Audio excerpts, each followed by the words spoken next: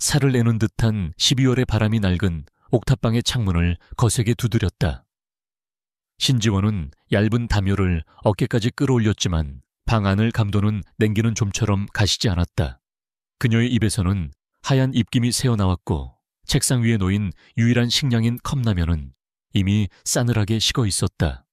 이곳이 그녀가 세상의 전부라고 부를 수 있는 유일한 공간이었고 그 세상은 지독히도 춥고 배고팠다. 그녀는 낡은 노트북을 열었다.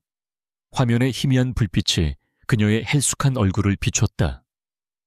낮에는 편의점 아르바이트를, 저녁에는 음식 배달을, 그리고 밤에는 이렇게 데이터 입력 아르바이트를 하며 하루를 25시간처럼 쪼개 쓰고 있었다.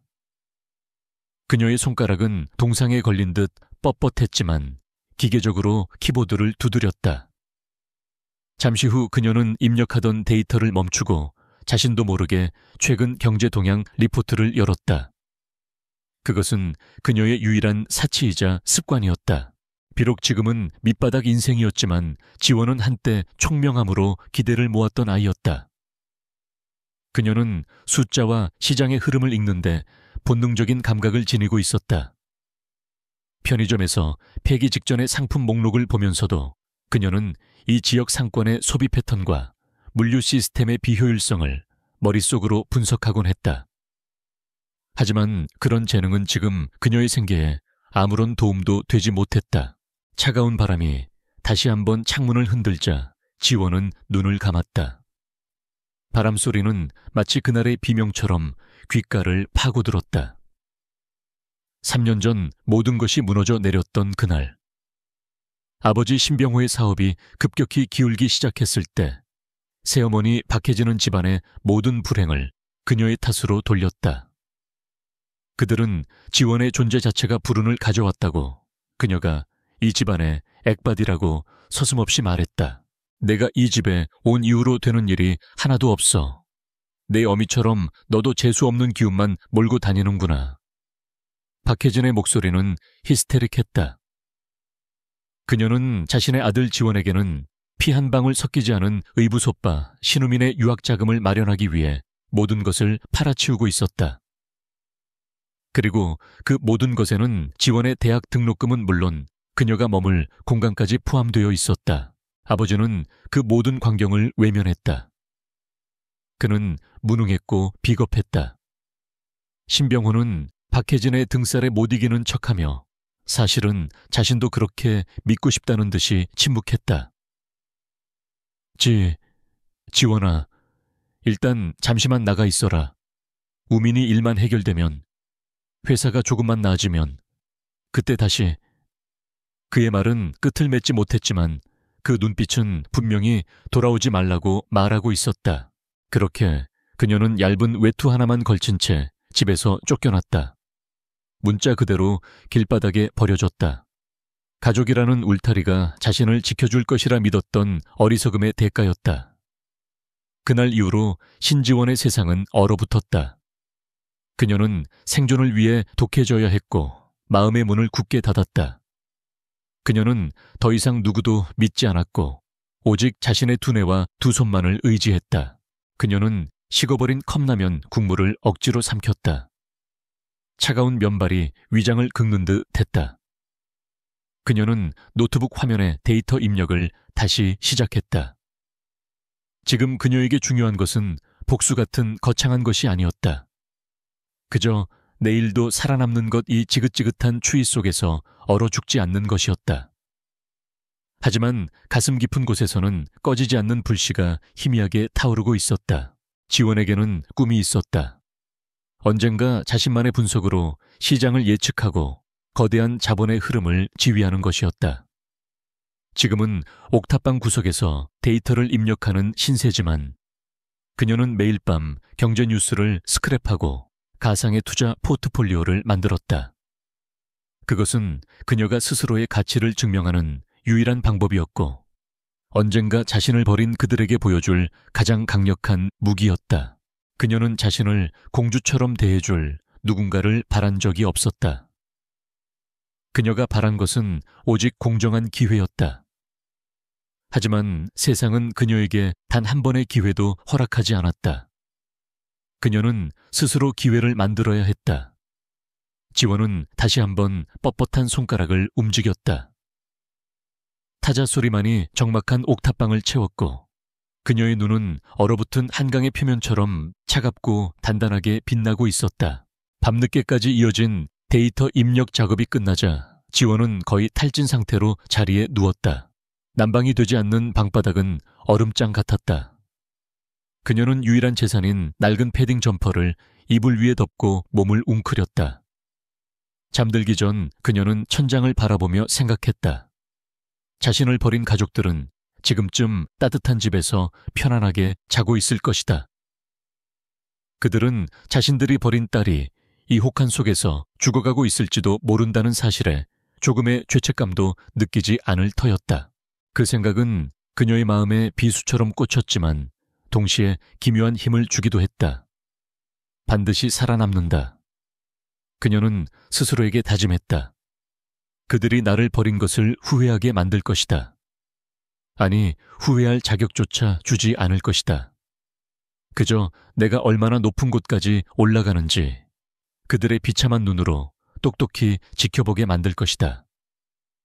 이 다짐은 그녀가 매일 밤 추위를 견디게 하는 유일한 주문이었다. 다음 날 새벽 지원은 알람 소리보다 먼저 눈을 떴다. 몸은 청은망은 무거웠지만 그녀는 망설임 없이 일어났다. 편의점 오전 아르바이트 시간이 다가오고 있었다. 그녀는 차가운 물로 겨우 세수를 하고 어제 남은 컵라면 국물에 찬밥을 말아 허기를 채웠다. 거울에 비친 자신의 모습은 23 살이라고는 믿기지 않을 만큼 창백하고 지쳐 보였다. 하지만 그녀의 눈빛만은 살아있었다. 그 눈은 절망 대신 냉철한 분석과 날카로운 의지로 가득 차 있었다. 그녀는 얇은 외투를 여미고 옥탑방 문을 나섰다. 좁고 가파른 계단을 내려가는 내내 그녀는 오늘 처리해야 할 일들을 머릿속으로 정리했다. 편의점 재고 확인, 오후 배달 구역, 최단 동선 계산, 그리고 밤에 있을 데이터 입력 작업까지. 그녀의 삶은 한치의 오차도 허용되지 않는 빽빽한 스케줄이었다. 편의점에 도착하자마자 점장이 그녀를 불쾌한 표정으로 맞이했다. 신지원 씨 요즘 왜 이렇게 멍해? 폐기 상품 체크 제대로 안 했잖아. 이것 봐, 유통기한 지난 우유가 그대로 있잖아. 지원은 아무 말 없이 고개를 숙였다. 변명할 기력도 없었고 그럴 필요도 느끼지 못했다. 그녀는 그저 묵묵히 실수를 바로잡고 자신의 일을 시작했다. 그녀가 상품을 진열하고 있을 때 고급스러운 정장을 입은 한 무리의 남자들이 편의점으로 들어섰다. 그들은 주변의 허름한 풍경과는 전혀 어울리지 않았다.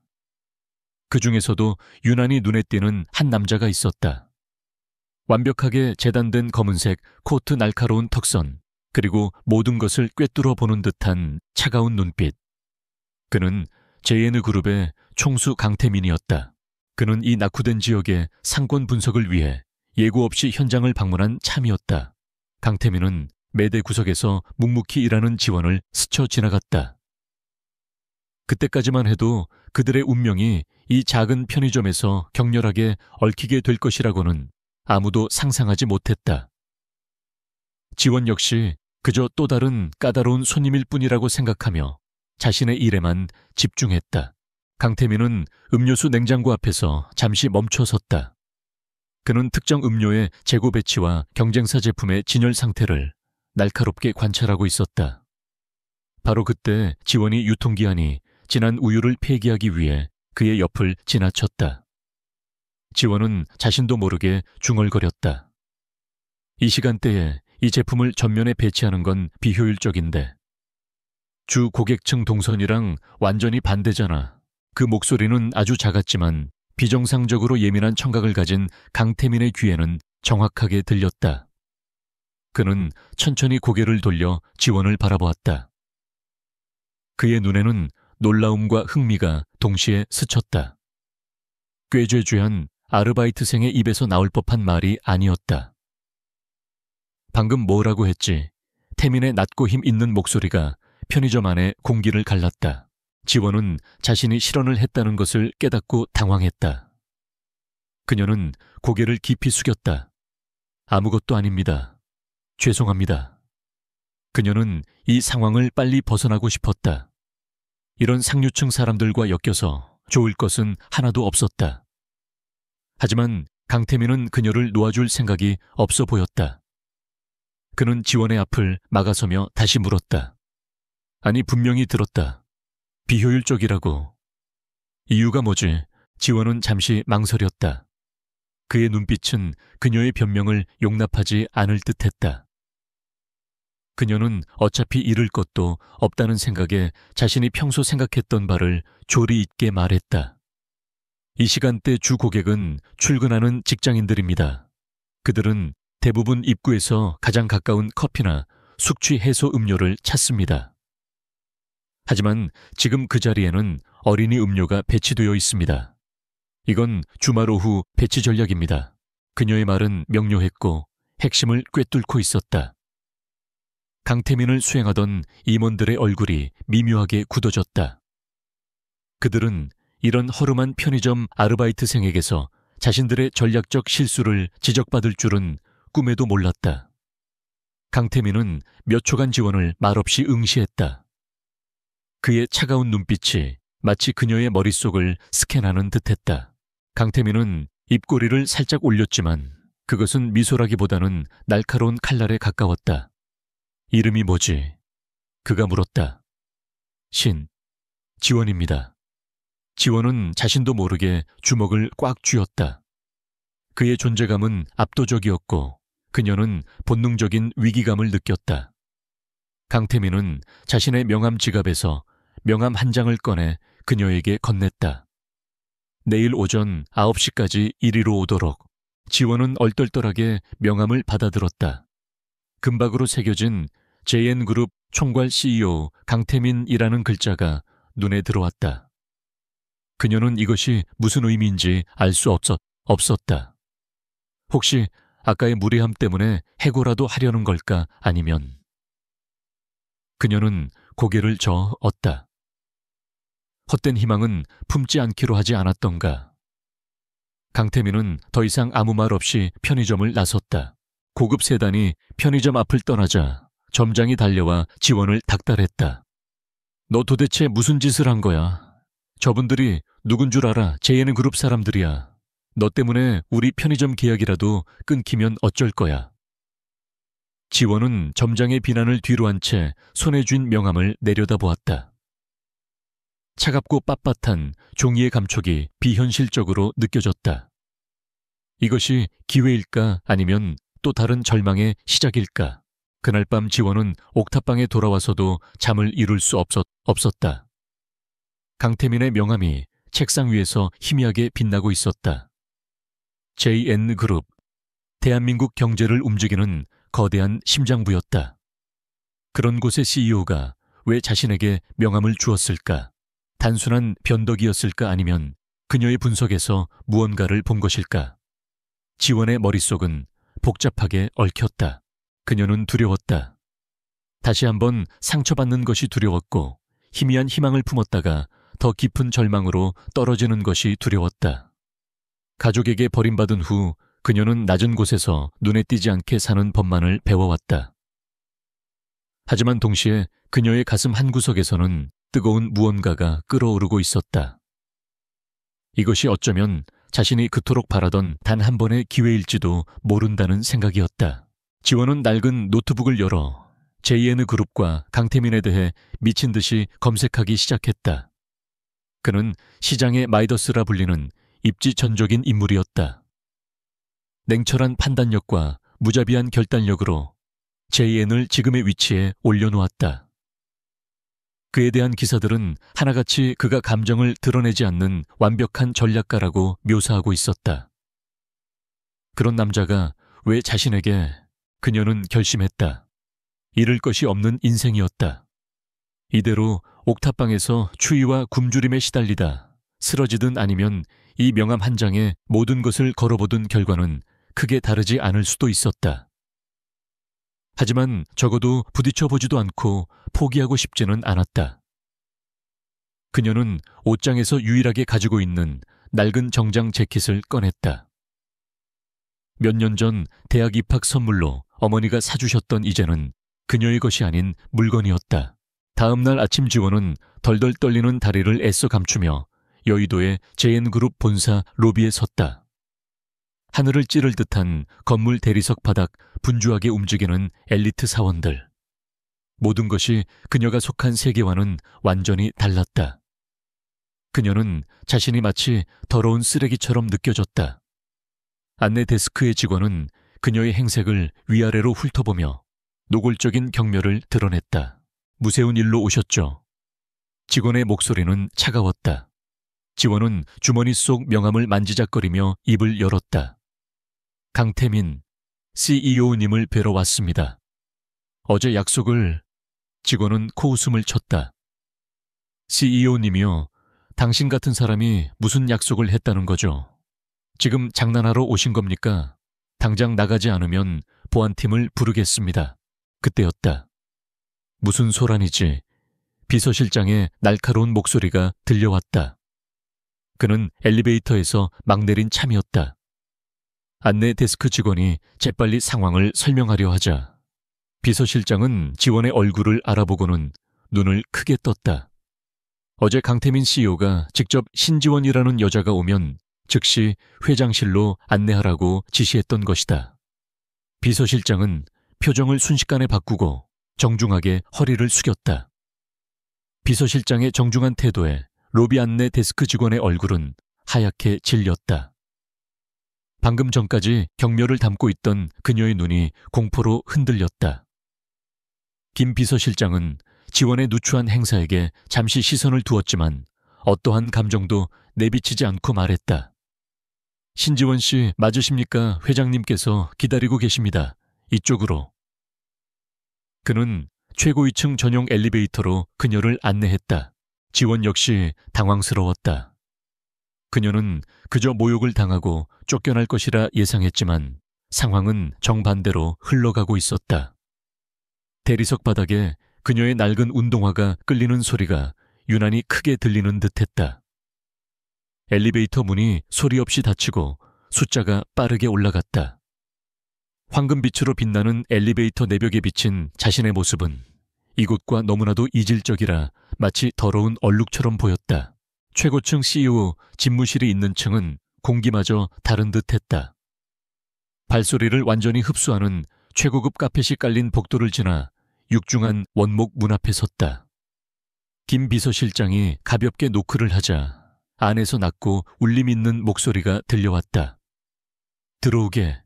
그 목소리는 어제 편의점에서 들었던 바로 그 목소리 강태민의 것이었다. 집무실은 상상했던 것보다 훨씬 거대했다. 한쪽 벽면 전체가 통유리로 되어 서울의 정형을 발 아래에 두고 있었다. 방안은 극도로 미니멀했지만 배치된 가구 하나하나가 수억 원을 호가하는 예술품처럼 보였다. 강태민은 거대한 책상에 앉아 서류를 검토하고 있었다. 그는 지원이 들어왔음에도 불구하고 몇 분 동안 고개조차 들지 않았다. 그 압도적인 침묵 속에서 지원은 숨을 죽였다. 이곳은 그가 지배하는 왕국이었고 자신은 감히 발을 들인 침입자였다. 드디어 강태민이 서류에서 눈을 떼고 그녀를 바라보았다. 그의 시선은 어제보다 훨씬 더 날카롭고 분석적이었다. 마치 현미경으로 미생물을 관찰하듯 그는 지원의 머리부터 발끝까지 훑어보았다. 앉지. 그가 턱짓으로 앞에 의자를 가리켰다. 지원은 뻣뻣하게 의자에 앉았다. 그녀는 무슨 말을 해야 할지 몰랐다. 어제 편의점에서 했던 말. 강태민이 본론으로 들어갔다. 그 상권의 문제점. 즉흥적인 생각이었나 아니면 근거가 있는 분석이었나. 그의 목소리에는 어떠한 감정도 실려 있지 않아 그녀의 진위를 파악하기 더욱 어려웠다. 지원은 잠시 숨을 골랐다. 두려움이 목구멍까지 차올랐지만 여기서 밀리면 끝장이라는 본능이 고개를 들었다. 근거가 있습니다. 그녀는 최대한 침착하게 대답했다. 저는 지난 6개월간 그 편의점에서 일하면서 시간대별 고객 유입 경로와 구매 품목 데이터를 개인적으로 정리했습니다. 어제 말씀드린 것은 그 데이터를 기반으로 한 결론입니다. 강태민의 눈썹이 미세하게 꿈틀했다. 편의점 아르바이트생이 개인적으로 상권 데이터를 분석했다는 말이었다. 증명해봐. 그는 책상 위에 태블릿 PC를 그녀 쪽으로 밀었다. 화면에는 복잡한 수치와 그래프가 가득 차 있었다. JN 리테일 부서의 이번 분기 실적 보고서다. 문제점을 찾아내도록 지원은 망설이지 않았다. 이것은 그녀가 유일하게 잘할 수 있는 일이었다. 그녀는 태블릿을 받아들었다. 그녀의 눈이 빠르게 데이터를 훑기 시작했다. 처음 몇 분간은 긴장으로 손이 떨렸지만 곧 숫자들이 의미 있는 패턴으로 조합되며 머릿속에 들어왔다. 그녀의 두려움은 사라지고 날카로운 집중력만이 남았다. 강태민은 그런 그녀의 모습을 흥미롭게 지켜보았다. 꽤 죄죄한 겉모습과는 달리 데이터를 대하는 그녀의 눈빛은 마치 먹잇감을 발견한 맹수처럼 빛나고 있었다. 지원의 손가락이 태블릿 화면을 빠르게 넘겼다. 10분 정도 지났을까 그녀가 고개를 들었다. 찾았습니다. 말해봐. 보고서상으로는 전반적인 매출 하락이 문제처럼 보입니다. 하지만 세부 데이터를 보면 문제는 매출이 아니라 비효율적인 재고 관리와 구시대적인 마케팅에 있습니다. 그녀는 태블릿 화면을 돌려 특정 그래프를 가리켰다. 특히 이 지역 어제 그 편의점이 속한 상권의 데이터입니다. 유동 인구는 증가했지만 객단가는 오히려 하락했습니다. 핵심 고객층의 니즈를 전혀 반영하지 못한 상품 구성입니다. 그녀는 어제 자신이 말했던 내용을 실제 데이터를 근거로 조목조목 반박하고 증명해냈다. 중앙 물류 시스템이 현장의 데이터를 실시간으로 반영하지 못하고 각 지점은 프로모션 재량권이 거의 없습니다. 이건 시스템 전체의 문제입니다. 현장을 모르는 탁상 공론의 전형입니다. 그녀의 목소리는 자신감으로 차 있었고 심지어 약간의 분노마저 느껴졌다. 강태민의 입가에 처음으로 희미한 미소가 떠올랐다. 내 전략기획실의 엘리트들이 3주간 붙잡고도 못 찾은 핵심을 10분 만에 찾아냈군.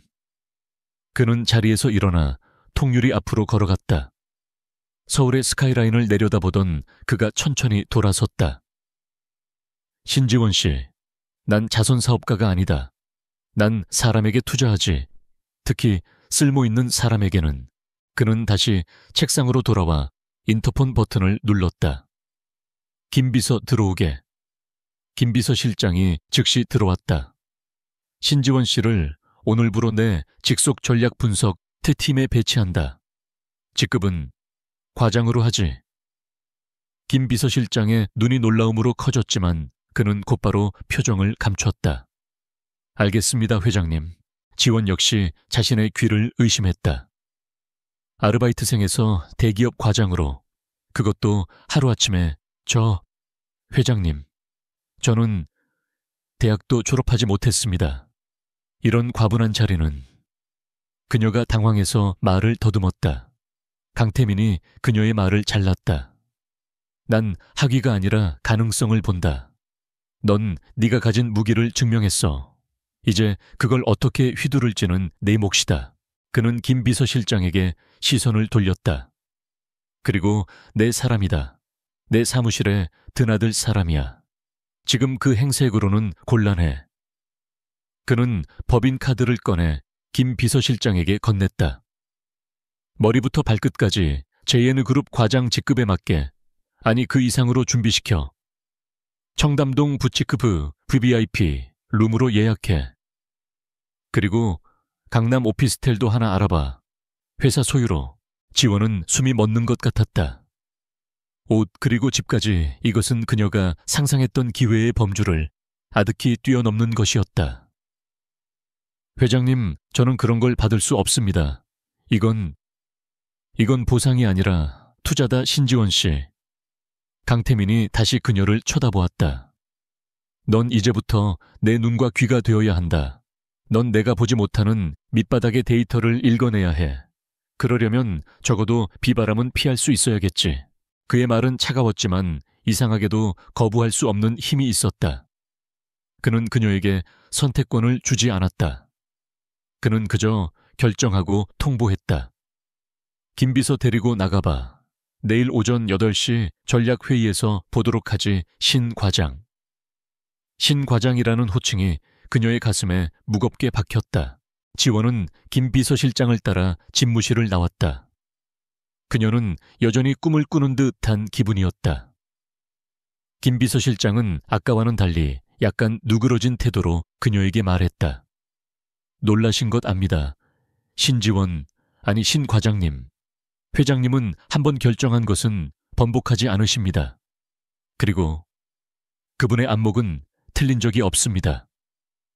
그는 지원을 다시 엘리베이터로 안내했다. 이번에는 지하 주차장으로 향하는 엘리베이터였다. 그곳에는 검은색 세단이 대기하고 있었다. 김 비서실장이 직접 문을 열어주었다.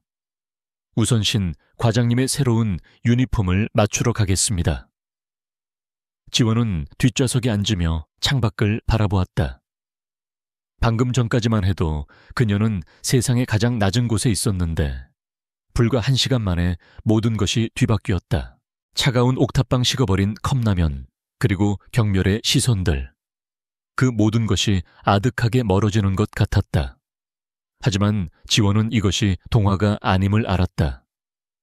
강태민은 왕자가 아니었고 이곳은 궁전이 아니었다.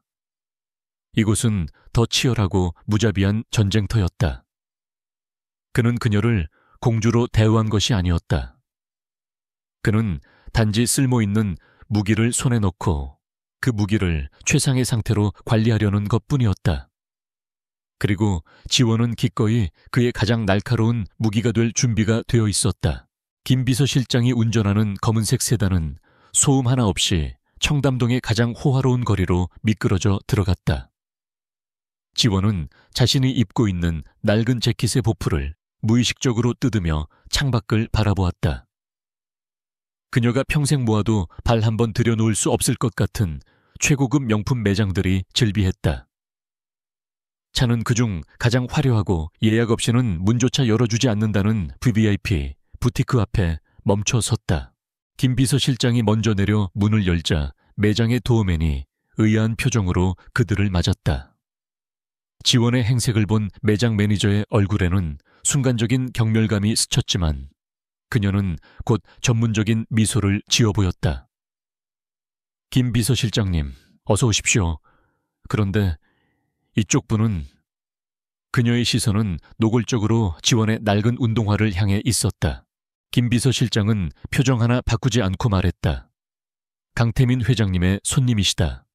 그리고 이 카드로. 그가 JN그룹의 무제한 법인카드 일명 블랙카드를 내밀자 매니저의 얼굴이 하얗게 질렸다. 회 회장님 손님이셨군요. 실례했습니다. 이쪽으로 VVIP 룸을 준비해 두었습니다. 매장의 모든 직원이 일제히 허리를 굽혔다. 지원은 마치 인형처럼 그들의 손에 이끌려 VVIP 룸으로 들어갔다. 곧이어 수십 벌의 옷과 구두 가방들이 그녀 앞에 산더미처럼 쌓였다. 신 과장님, 회장님께서는 JN그룹 전략기획실 과장의 품위에 맞는 모든 것을 갖추라고 하셨습니다. 직접 고르시겠습니까? 아니면...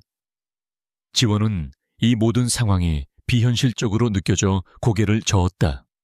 알아서 해주세요. 그때부터 몇 시간이 어떻게 흘러갔는지 몰랐다.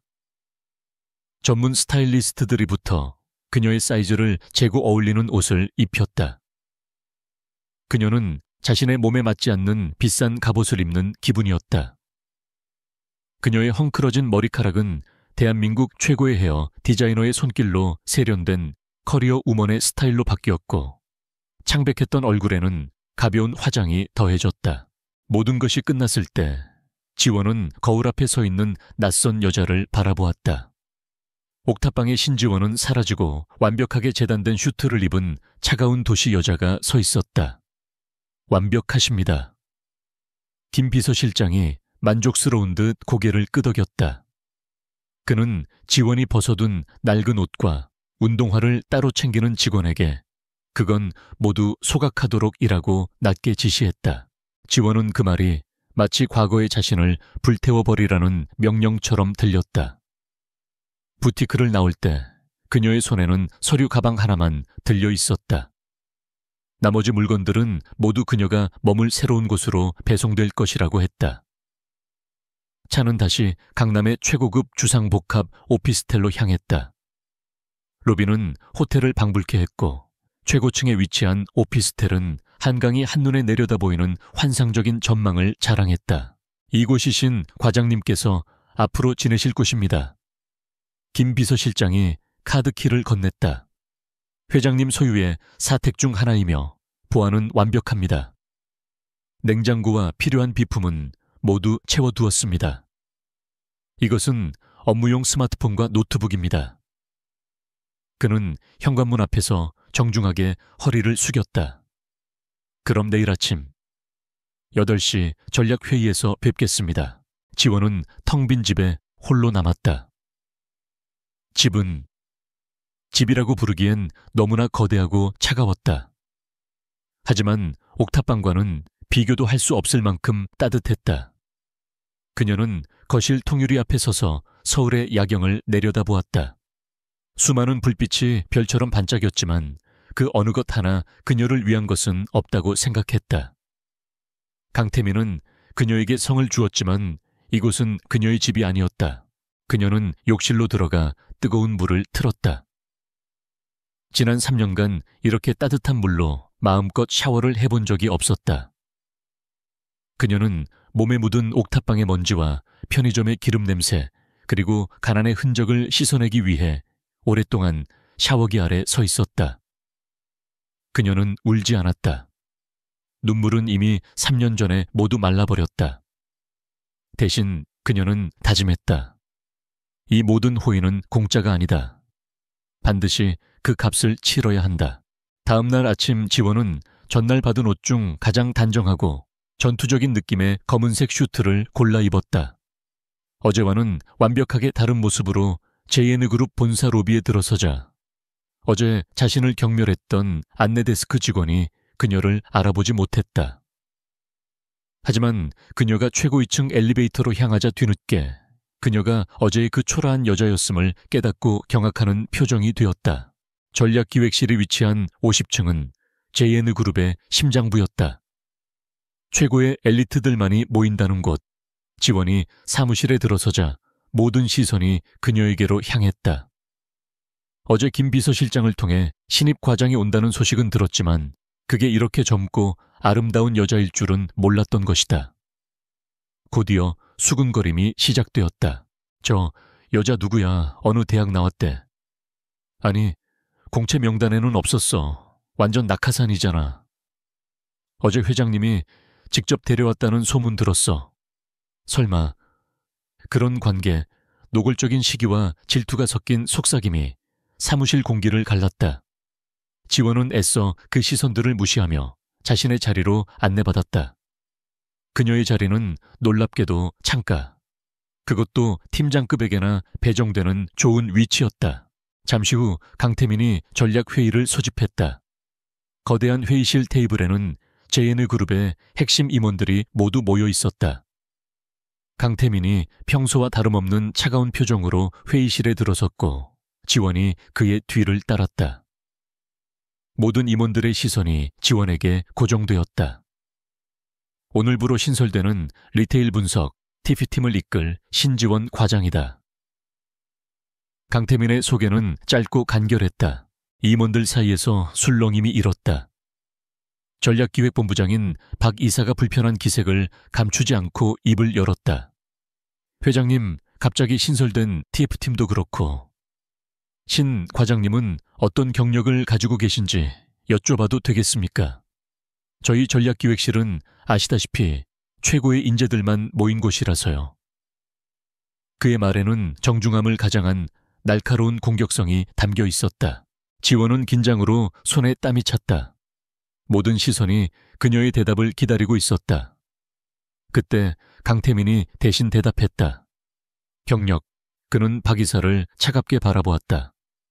박 이사가 3주간 붙잡고도 원인조차 파악하지 못한 리테일 부문 손실 원인을 신 과장은 단 10분 만에 정확히 분석해냈다. 그게 신 과장의 경력이다. 회의실의 공기가 순간적으로 얼어붙었다. 박 이사의 얼굴이 붉게 달아올랐다. 강태민의 말은 공개적인 질책이나 다름없었다. 더 질문 있나? 강태민이 물었지만 아무도 감히 입을 열지 못했다. 그는 지원에게 시선을 돌렸다. 신 과장, 어제 내가 말한 문제점. 오늘 안으로 현황 파악 및 개선안 초안을 작성해서 보고하도록. 그것은 신입 과장에게 그것도 첫날에 맡기기에는 불가능에 가까운 업무량이었다. 임원들은 저마다 다른 표정을 지었다. 역시 회장님의 장난감이었군. 곧 쫓겨나겠어. 혹은 저걸 해내면 진짜 인정해야지.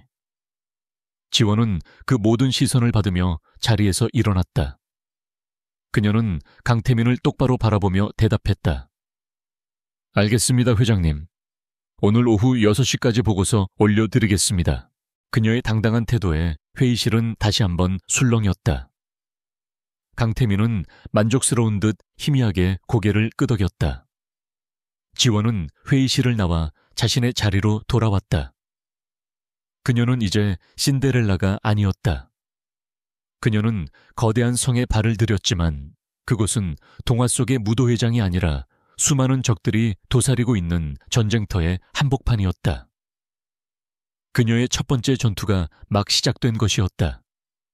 신지원 과장, JN그룹 전략기획실 50층의 모든 직원들은 이제 그 이름을 경멸과 호기심이 뒤섞인 눈으로 바라보았다. 그녀가 회의실에서 보인 당돌함은 순식간에 회장님의 여자라는 소문에 불을 붙였다. 그녀가 불가능한 임무를 받았다는 사실에 고소해야 하는 시선과 그녀가 과연 어떤 배경을 가졌기에 저리 당당한지 의심하는 시선이 교차했다. 지원은 자신의 자리에 돌아와 모니터를 켰다. 오늘 오후 6시까지 개선한 초안. 강태민의 목소리가 귓가에 맴돌았다. 이것은 시험이었다. 그녀를 보호하기 위한 방패가 아니라 그녀의 가치를 증명해내라는 무자비한 요구였다. 그녀는 즉시 내부망을 통해 리테일 부문의 모든 원본 데이터, 라우 데이터에 대한 접근 권한을 요청했다. 몇 분 후 박 이사의 직속 부하인 차 부장이 그녀의 자리로 다가왔다. 그는 억지 미소를 지으며 말했다. 아신 과장님, 데이터 요청하셨죠? 그런데 그 데이터는 1급 기밀이라 절차가 좀 복잡합니다. 박 이사님, 결제도 받아야 하고. 그는 노골적으로 시간을 끌며 그녀를 방해할 속셈이었다. 지원은 그를 차갑게 올려다보았다. 그녀의 눈은 옥탑방의 추위만큼이나 서늘했다. 강태민 회장님께서 직접 지시하신 업무입니다. 6시까지 보고가 올라가지 않으면 그 복잡한 절차 때문에 늦어졌다고 그대로 보고 드리겠습니다. 차 부장님 성함과 함께요. 그녀의 목소리는 조용했지만 위협적이었다. 차 부장의 얼굴이 굳어졌다. 회장의 이름을 들먹이는 신입 과장의 태도가 오만했지만 만약 그녀의 말이 사실이라면 책임을 지는 것은 자신이었다. 그는 떨떠름한 표정으로 자리로 돌아갔고 10분 뒤 지원의 모니터에 데이터 접근 권한이 승인되었다. 하지만 그들이 보낸 것은 그녀가 요청한 원본 데이터가 아닌 이미 한 차례 가공된 요약본에 불과했다. 이런 쓰레기 데이터로 뭘 어쩌라고. 지원은 입술을 깨물었다. 그들은 교묘하게 그녀를 방해하고 있었다. 그녀가 이 데이터의 문제점을 지적하고 다시 요청하는 순간 시간은 하염없이 흘러갈 것이고 결국 6시를 넘기게 될 터였다. 그들은 그녀가 회장에게 달려가 울며불며 하소연하기를 기다리고 있었다. 하지만 지원은 그러지 않았다. 그녀는 옥탑방에서 배운 것이 있었다. 주어진 것이 없으면 훔쳐서라도 만들어내는 것. 그녀는 주어진 요약본 데이터의 빈틈을 찾기 시작했다. 동시에 그녀는 편의점에서 일하며 모아두었던 자신만의 상권 분석 자료와 경쟁사들의 공개된 IR 자료를 노트북에 불러왔다. 그녀의 손가락이 키보드 위에서 미친 듯이 춤을 추기 시작했다. 사무실의 모든 직원들은 숨을 죽이고 그녀를 지켜보았다. 점심시간이 되었지만 그녀는 미동도 하지 않았다. 그녀의 눈은 오로지 모니터에 고정되어 있었고 그 집중력은 주변의 모든 소음을 차단하는 듯 했다. 그녀는 그들이 준 쓰레기 데이터 속에서 의도적으로 누락된 부분과 왜곡된 수치들을 역으로 추적해 원본의 패턴을 유추해내고 있었다. 오후 4시, 지원은 드디어 문제의 핵심을 파악했다. 문제는 단순히 재고 관리가 아니었다. JN 리테일 부서, 특히 편의점 사업부는 JN이라는 브랜드 가치만 믿고 시장의 트렌드를 완전히 무시하고 있었다. 박 이사가 주도한 통합 PB 상품 전략은 지역별 특성을 무시한 채 비싼 가격에 젠트리피케이션 상품만을 밀어붙였고 그 결과 핵심 고객층의 외면을 받고 있었던 것이다. 지원은 보고서를 작성하기 시작했다. 그녀는 문제점을 나열하는데 그치지 않았다. 그녀는 대안을 제시했다. 하이퍼 로컬라이제이션 전략, 즉 강남의 편의점과 강북의 편의점에 들어가는 PB 상품은 완전히 달라야 한다는 것이었다. 그녀는 자신이 분석한 데이터를 기반으로 3개의 파일럿 지역을 선정하고 그 지역에 특화된 신규 PB 상품 라인업까지 구상했다. 오후 5시 59분, 지원은 작성 완료 버튼을 눌렀다. 보고서는 강태민 회장과 전략기획실 임원 전체에게 동시에 발송되었다. 그리고 그녀는 자리에서 일어나 최고층 CEO 집무실로 향했다. 그녀가 노크하고 들어갔을 때 강태민은 이미 모니터로 그녀의 보고서를 읽고 있었다. 그리고 그의 옆에는 방금 불려온 듯한 박 이사가 굳은 표정으로 서 있었다. 강태민은 고개를 들지 않은 채 물었다. 박 이사, 이 보고서 어떻게 생각하지? 박 이사는 식은땀을 흘리며 입을 열었다. 회장님, 너무 급진적입니다. 신 과장은 현장 경험이 부족합니다. 이렇게 라인업을 파편화시키면 물류 시스템의 과부하가, 비용 상승이 불보듯 뻔합니다. 비용 상승. 강태민이 드디어 고개를 들었다. 박 이사가 추진한 통합 전략 때문에 발생한 재고 폐기 비용과 마케팅 손실액은 얼마인지 계산해 봤나. 그는 지원을 바라보았다. 신 과장, 설명해봐. 지원은 앞으로 나섰다. 박 이사님 말씀대로 초기 비용은 상승할 수 있습니다. 하지만 제가 제안한 3개 파일럿 지역의 예상 매출 상승률은 45% 재고 폐기율 감소는 70%입니다. 그녀는 박 이사가 무시했던 바로 그 쓰레기 데이터를 화면에 띄웠다. 이사님께서 주신 요약본 데이터입니다. 이 데이터의 3분기 이탈 고객 패턴을 분석한 결과 그들은 비싸서 떠난 게 아니라 원하는 것이 없어서 떠난 겁니다. 제 전략은 그들이 원하는 것을 정확히 제공하자는 것입니다. 그녀의 논리는 완벽했고 데이터는 그녀의 주장을 뒷받침했다. 박 이사는 아무 말도 하지 못했다. 강태민은 자리에서 일어났다. 그는 만족스러운 표정이었다. 좋아, 아주 좋아. 그는 박 이사를 바라보며 말했다. 오늘부로 리테일 부문 신규 PB 상품 개발 및 마케팅 전략은 신지원 과장의 TF팀의 정원을 위임한다. 박 이사는 지원하도록. 그것은 사실상 박 이사의 손발을 묶고 지원의 아래에 두겠다는 선언이었다. 그날 이후 신지원은 JN그룹에서 가장 뜨거운 인물이 되었다. 그녀의 TF팀은 즉각적인 실행에 들어갔고 불과 한 달 만에 파일럿 지역의 매출은 그녀가 예상했던 45%를 넘어 60%까지 치솟았다. 그녀의 하이퍼로컬 전략은 대성공을 거두었고 JN 리테일 부문은 기적적으로 흑자 전환에 성공했다. 강태민의 대우는 더욱 노골적이 되었다. 그는 그녀가 야근을 할 때면 자신의 전속 요리사가 만든 최고급 저녁 식사를 그녀의 사무실로 보냈다. 그것은 옥탑방에서 먹던 식은 컵라면과는 차원이 다른 맛이었다. 하지만 지원은 그것이 관심이 아니라 관리임을 알았다. 최고의 무기를 최상의 상태로 유지하려는 주인의 관리였다. 그는 종종 그녀를 자신의 집무실로 불러 식사도 거른 채 일에 몰두하는 그녀에게 억지로 샌드위치를 쥐어주기도 했다. 내 투자의 가치가 떨어지는 건 원치 않아. 먹어. 그의 말은 여전히 차가웠지만 그 안에는 묘한 배려가 숨어 있었다. 지원은 그런 그의 태도가 혼란스러웠다. 자신을 버린 가족 외에 누군가에게 이런 식의 보호를 받아본 것은 처음이었다. 그녀는 조금씩 변해가고 있었다. 과거의 상처가 아물지는 않았지만 그 위로 단단한 굳은 살이 배기고 있었다. 그녀는 더 이상 사람들의 시선을 두려워하지 않았고 자신의 능력을 확신하게 되었다. 그녀는 강태민이 제공한 환경 속에서 무섭게 성장하고 있었다. 그러던 어느 날 JN그룹의 창립기념 VVIP 갈라파티 초대장이 그녀의 책상 위에 놓였다. 그것은 대한민국 상위 0.1%의 정재계 인사들만이 모이는 그들만의 리그였다. 지원은 자신이 이런 곳에 갈 이유가 없다고 생각했다. 하지만 초대장에는 강태민 회장의 친필 메모가 붙어 있었다.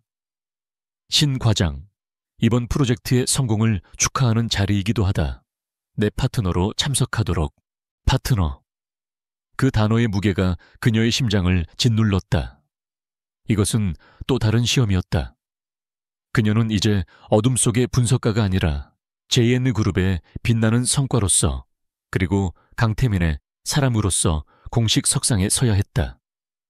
파티가 열리기 전날 밤 김 비서실장이 눈부신 이브닝 드레스 한 벌을 그녀의 오피스텔로 보내왔다. 그것은 그녀가 상상조차 할 수 없었던 명품 디자이너의 작품이었다. 지원은 거울 앞에 섰다. 옥탑방의 재투성이, 소녀는 온데간데 없었다.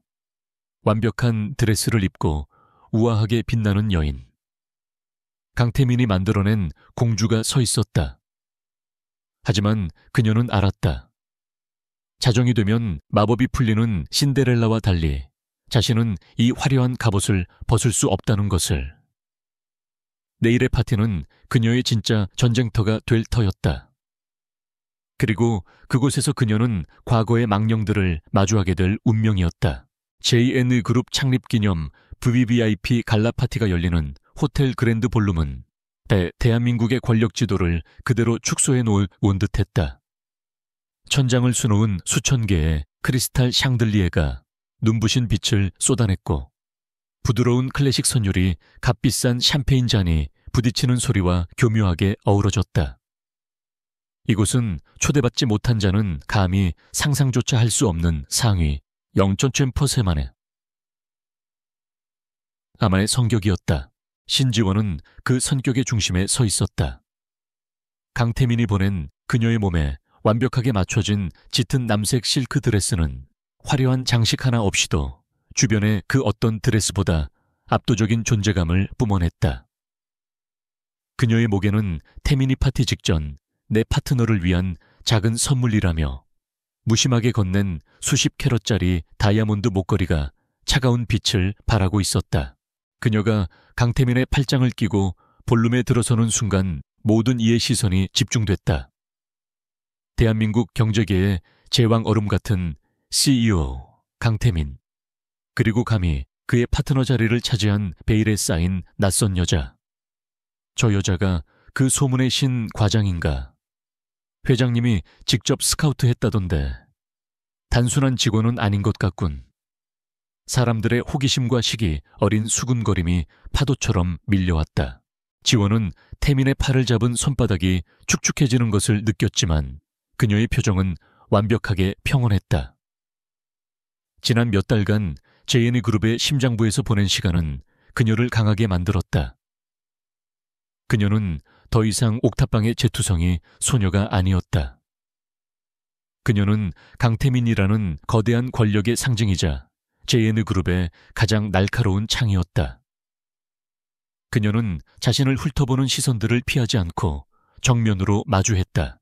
강태민은 그녀의 미세한 긴장을 알아차린 듯 다른 사람은 들을 수 없는 낮은 목소리로 속삭였다. 숨 쉬어, 신 과장. 여긴 네가 죽어가던 리테일 사업부를 살려낸 공을 치하하는 자리야. 넌 이 자리에 설 자격이 충분해. 그의 목소리는 여느 때처럼 차가웠지만 그 안에는 그녀를 안정시키는 기묘한 힘이 담겨 있었다. 태민은 그녀를 데리고 다니며 정재계의 거물들에게 소개했다. JN 리테일의 기적을 이끈 신지원 과장이네. 재계 총수들과 노회한 정치인들은 그녀의 젊음과 날카로운 통찰력에 놀라움을 표했다. 지원은 그들의 칭찬과 탐색하는 듯한 질문에 강태민에게서 배운 대로 침착하고 논리 정연하게 응대했다. 그녀는 이미 완벽하게 이 부대에 적응하고 있었다. 파티가 중반쯤 무르익었을 때였다. 태민이 잠시 중요한 재계 인사와 독대하게 되자 지원은 예의 바르게 물러나 샴페인을 한 잔 들기 위해 바 쪽으로 향했다. 그때였다. 볼룸 구석 화려한 조명이 미치지 못하는 어두운 곳에서 익숙하지만 끔찍한 목소리들이 들려왔다. 지원의 심장이 바닥으로 떨어지는 듯했다. 그곳에는 아버지 신병호, 새어머니 박혜진, 그리고 의부소빠 신우민이 서 있었다. 그들은 이곳의 화려함과는 전혀 어울리지 않는 초라하고 절박한 모습이었다. 신병호의 정장은 낡아 번들거렸고 박혜진은 불안감을 감추기 위해 과도하게 치장한 모습이 오히려 천박해 보였다. 그들은 어떻게 이 VVIP 파티에 들어온 것일까? 지원은 곧 상황을 파악했다. 그들의 작은 회사가 파산 직전에 몰렸다는 소문은 익히 들어 알고 있었다. 아마도 마지막 희망을 걸고 어떻게든 인맥을 동원해 이 자리에 잠입했을 터였다. 그들은 주변 사람들에게 필사적으로 명함을 돌리려 했지만 모두가 그들을 벌레 보듯 피하고 있었다. 그들은 이 호화로운 파티의 이물질이었다.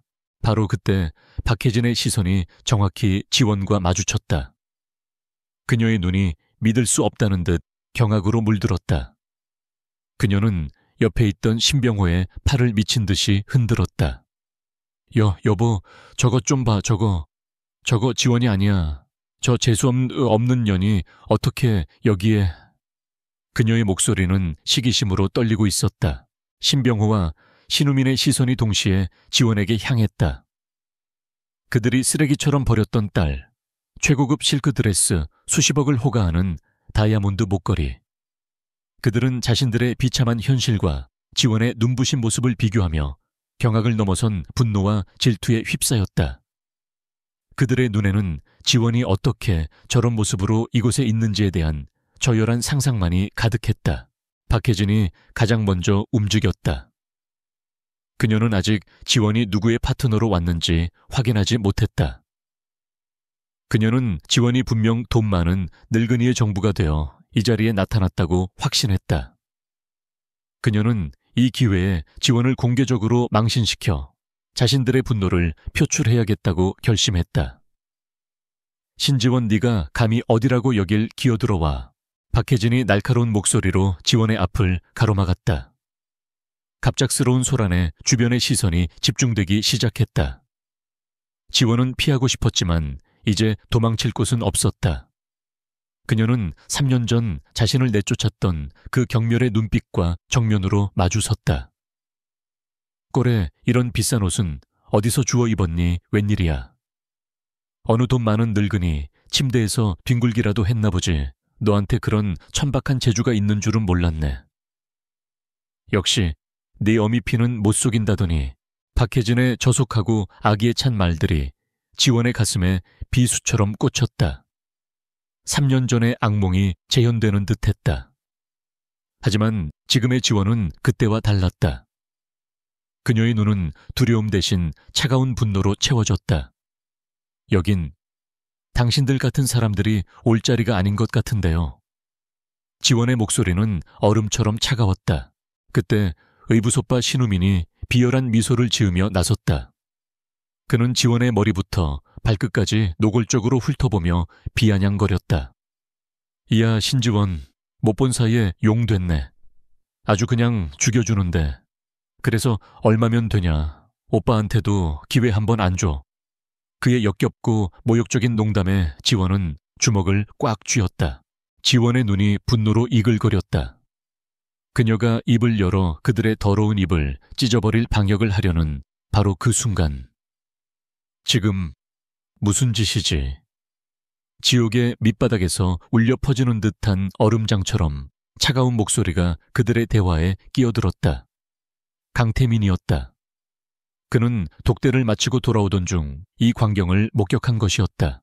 그의 등장에 볼룸의 공기마저 얼어붙는 듯했다. 신병호와 박혜진은 그제야 지원의 곁에 선 남자가 자신들이 그렇게 만나고 싶어 했던 JN그룹의 강태민 회장이라는 것을 깨달았다. 그들의 얼굴은 순식간에 사색이 되었다. 특히 신병호는 마지막 동아줄이었던 강 회장에게 최악의 모습을 보였다는 절망감에 다리가 후들거렸다. 강태민은 아무 말 없이 떨고 있는 지원의 어깨를 감싸 안으며 자신 쪽으로 부드럽지만 단호하게 끌어당겼다. 그 행동은 이곳의 모든 사람에게 보내는 강력한 메시지였다. 그는 신병호를 바라보며 입을 열었다. 그의 목소리는 분노를 넘어선 싸늘함 그 자체였다. 신지원 과장은 내 사람이다. 그 내 사람이라는 단어는 단순한 직원을 의미하는 것이 아니었다. 그것은 자신의 소유물에 대한 절대적인 보호 선언이자 감히 그것을 건드린 자들에 대한 무자비한 경고였다. 그는 박혜진과 신우민을 짐승을 보는 듯한 눈으로 훑어보았다. 그리고 방금 내 파트너에게 뭐라고 짓거렸지? 그의 조용한 질문은 그 어떤 고함보다 무서웠다. 신우민은 본능적인 공포에 뒷걸음질 쳤다. 두 번 다시 내 눈앞에 그리고 신 과장 눈앞에 나타나지 마라. 아니, 두 번 다시 이 바닥에 발붙일 생각조차 하지 마라. 강태민은 뒤에 그림자처럼 서 있던 김 비서실장을 불렀다. 김 비서실장이 즉시 앞으로 나섰다. 이 귀한 손님들이 길을 잃으신 것 같군. 정중하게 밖으로 모셔다 드려. 그리고 JN그룹의 모든 건물, 모든 행사에 이들의 출입을 영구히 금지시키도록. 당장. 그의 명령은 사형 선고와도 같았다. 네, 회장님. 김 비서실장이 보안 요원들에게 눈짓했다. 자, 잠깐만요. 강 회장님 오해입니다. 그게 아니라 지원아 아빠다 지원아. 신병호가 다급하게 외치며 지원에게 손을 뻗으려 했다. 하지만 그 손이 지원에게 닿기도 전에 건장한 보안 요원들이 그들의 팔을 거칠게 붙잡았다. 이거 놔. 감히 누군 줄 알고. 박혜진이 비명을 질렀고 신우민이 저항했지만 그들은 그저 초라한 침입자에 불과했다. 그들은 수많은 정적의 거물들이 지켜보는 가운데 파티장에서 짐승처럼 질질 끌려 나갔다. 그들이 버렸던 딸이 대한민국의 제왕 옆에 서서 그들의 처절한 몰락을 차갑게 지켜보고 있었다. 순식간에 소란이 정리되자 강태민은 아무 일도 없었다는 듯 여전히 미세하게 떨고 있는 지원의 손을 부드럽게 감싸 쥐었다. 그는 지원을 데리고 아무도 없는 테라스로 나갔다. 차가운 밤 공기가 두 사람을 감쌌다. 강태민은 그녀에게 샴페인 대신 따뜻한 차를 건넸다. 괜찮나? 그가 처음으로 감정이 묻어나는 목소리로 물었다. 지원은 고개를 끄덕였다. 심장은 여전히 미친 듯이 뛰었지만 그것은 두려움이 아닌 다른 감정 때문이었다. 내 과거가 어떻든 상관없어, 신지원. 태민이 서울의 야경을 내려다보며 말했다. 중요한 건 현재 네가 내 옆에 있다는 사실이야. 그리고 넌 오늘 밤에도 내 기대를 저버리지 않았군. 아주 담담했어. 지원은 따뜻한 찻잔을 꽉 쥐었다. 손의 떨림이 멈추었다. 그녀는 자신을 버렸던 가족이 강태민의 말 한마디에 어떻게 무너지는지 똑똑히 보았다. 이것이 바로 권력이었다. 그리고 그녀는 그 힘의 중심에 서 있었다. JN그룹 창립 기념 파티가 열렸던 그랜드 볼룸에서 짐승처럼 끌려 나온 신씨 일가의 몰골은 처참했다. 그들은 화려한 조명이 닿지 않는 호텔의 후문 차가운 쓰레기 하역장 옆에 버려졌다. 박혜진의 값비싼 드레스는 거친 손길에 찢어져 있었고, 신병호의 낡은 정장은 경호원들과의 실랑이 끝에 구정물이 튀어 얼룩져 있었다. 그들은 수치심과 분노로 온몸을 떨었다. 강태민, 그 남자가 정말 JN그룹의 강태민 회장이었어. 신병호가 절망적인 신음을 토해내며 자신의 머리를 쥐어뜯었다. 그는 마지막 남은 동아줄이라고 생각했던 것을 잡으려다 오히려 자신의 목을 매달아버린 꼴이 되었다. 오늘 밤의 일로 그는 이제 이 바닥에서 완전히 매장당할 것이었다. 박혜진은 그런 남편을 향해 히스테릭하게 악을 썼다. 다 당신 때문이야. 저 재수 없는 년을 애초에 집에 들인 게 잘못이었어. 아니, 그 년이, 그 여우 같은 년이 강태민을 꼬드긴 게 분명해. 우리가 저 년 때문에. 그녀의 울부짖음은 차가운 밤 공기 속으로 공허하게 흩어졌다. 그들의 절규와 원망 속에서 유일하게 침묵을 지키고 있던 것은 의부사들 신우민이었다. 그의 얼굴은 분노로 시퍼렇게 질려 있었고 주먹에서는 피가 뚝뚝 떨어지고 있었다. 그는 방금 호텔의 콘크리트 벽을 주먹으로 내리친 참이었다. 강태민이 지원을 자신의 소유물처럼 감싸던 모습, 그리고 자신을 벌레보다 못한 존재로 취급하던 그 경멸 어린 시선. 그것은 그의 얼마 남지 않은 자존심마저 산산조각 냈다. 시끄러워 우민이 이빨 사이로 으르렁거렸다. 그의 눈은 복수심으로 이글거렸다. 이제 와서 울고불고 해봐야 소용없어. 정면으로는 못 이겨. 그놈은, 강태민은 우리가 감당할 수 있는 상대가 아니야. 그는 비열하고 뒤틀린 미소를 지었다. 하지만 빛이 강하면 그림자도 짙은 법이지. 그 잘난 회장님도 그 년이 더러운 구정물에 빠지는 건 막지 못할 걸. 박혜진이 아들의 말뜻을 즉시 알아차리고 번뜩이는 눈으로 그를 바라보았다. 우민아, 설마. 그래, 우리가 직접 나설 필요 없어. 익명의 그림자 뒤에 숨어서 저 년의 과거를 까발리는 거야. 아무리 강태민이 감싸고 돌아도 더러운 소문이 덕지덕지 붙은 여자는 옆에 둘 수 없겠지. 특히 JN그룹 같은 초일류 대기업 총수라면 말이야. 신우민의 계획은 교활하고 악랄했다. 그는 자신이 예전에 어울렸던 뒷골목의 심부름센터와 돈 몇 푼이면 무슨 기사든 써갈기는 삼류 인터넷 기자들을 떠올렸다. 신지원이 편의점에서 일했다지 좋아. 거기서 돈이라도 훔쳤다고 하자. 아니 뭐 더 자극적인 건 없나. 불미스러운 사생활 증거 그런 건 필요 없어. 사람들은 자기가 믿고 싶은 자극적인 이야기만 믿게 되어 있으니까. 그들의 음모는 신속하게 실행되었다. 며칠 뒤 JN그룹 내부 직원들만 접속할 수 있는 익명 게시판 블라인드에 자극적인 제목의 글이 하나 올라왔다. 회장님의 새로운 공주님 S과장의 화려한 과거 전격 공개라는 제목이었다. 글의 내용은 충격적일 만큼 구체적이었다. 글쓴이는 자신을 S과장 신지원, 이 과거에 일했던 편의점의 전 동료라고 소개하며 그녀가 계산대의 돈을 상습적으로 횡령했다고 주장했다. 또한 그녀의 사생활이 매우 문란했으며 여러 명의 남자를 동시에 만나며 금전적인 이득을 취하다가 발각되어 해고당했다는 내용까지 포함되어 있었다. 그것은 완벽한 거짓이었지만 너무나 그럴듯하게 포장되어 있었다. 그 글은 순식간에 JN그룹 전체로 퍼져나갔다. 신지원을 향했던 직원들의 시기심은 이제 노골적인 경멸과 멸시로 바뀌었다. 어쩐지 아무리 능력이 좋아도 이건 너무 빨랐어. 낙하산인 줄은 알았지만 횡령범에 스폰서까지 회장님도 취향 독특하시네. 저런 애가 우리 리테일 전략을 맡았다니 회사 망하는 거 아니야. 신지원을 둘러싼 공기는 하루아침에 차가워졌다. 그녀가 복도를 지날 때마다 사람들은 스마트폰을 보며 킥킥거렸고, 그녀가 엘리베이터에 타면 방금 전까지 이어지던 대화가 거짓말처럼 끊겼다. 그녀가 성공시켰던 리테일 프로젝트의 성과는 순식간에 회장님의 총애를 받기 위한 쇼로 폄훼되었다. 그녀는 다시 옥탑방 시절처럼 거대하고 차가운 성에 홀로 고립되었다. 지원은 자신을 둘러싼 이 도끼 어린 분위기를 즉각 감지했다. 그녀는 자신의 노트북으로 익명 게시판의 글을 직접 확인했다. 심장이 얼음물에 담긴 것처럼 차갑게 식어내렸다.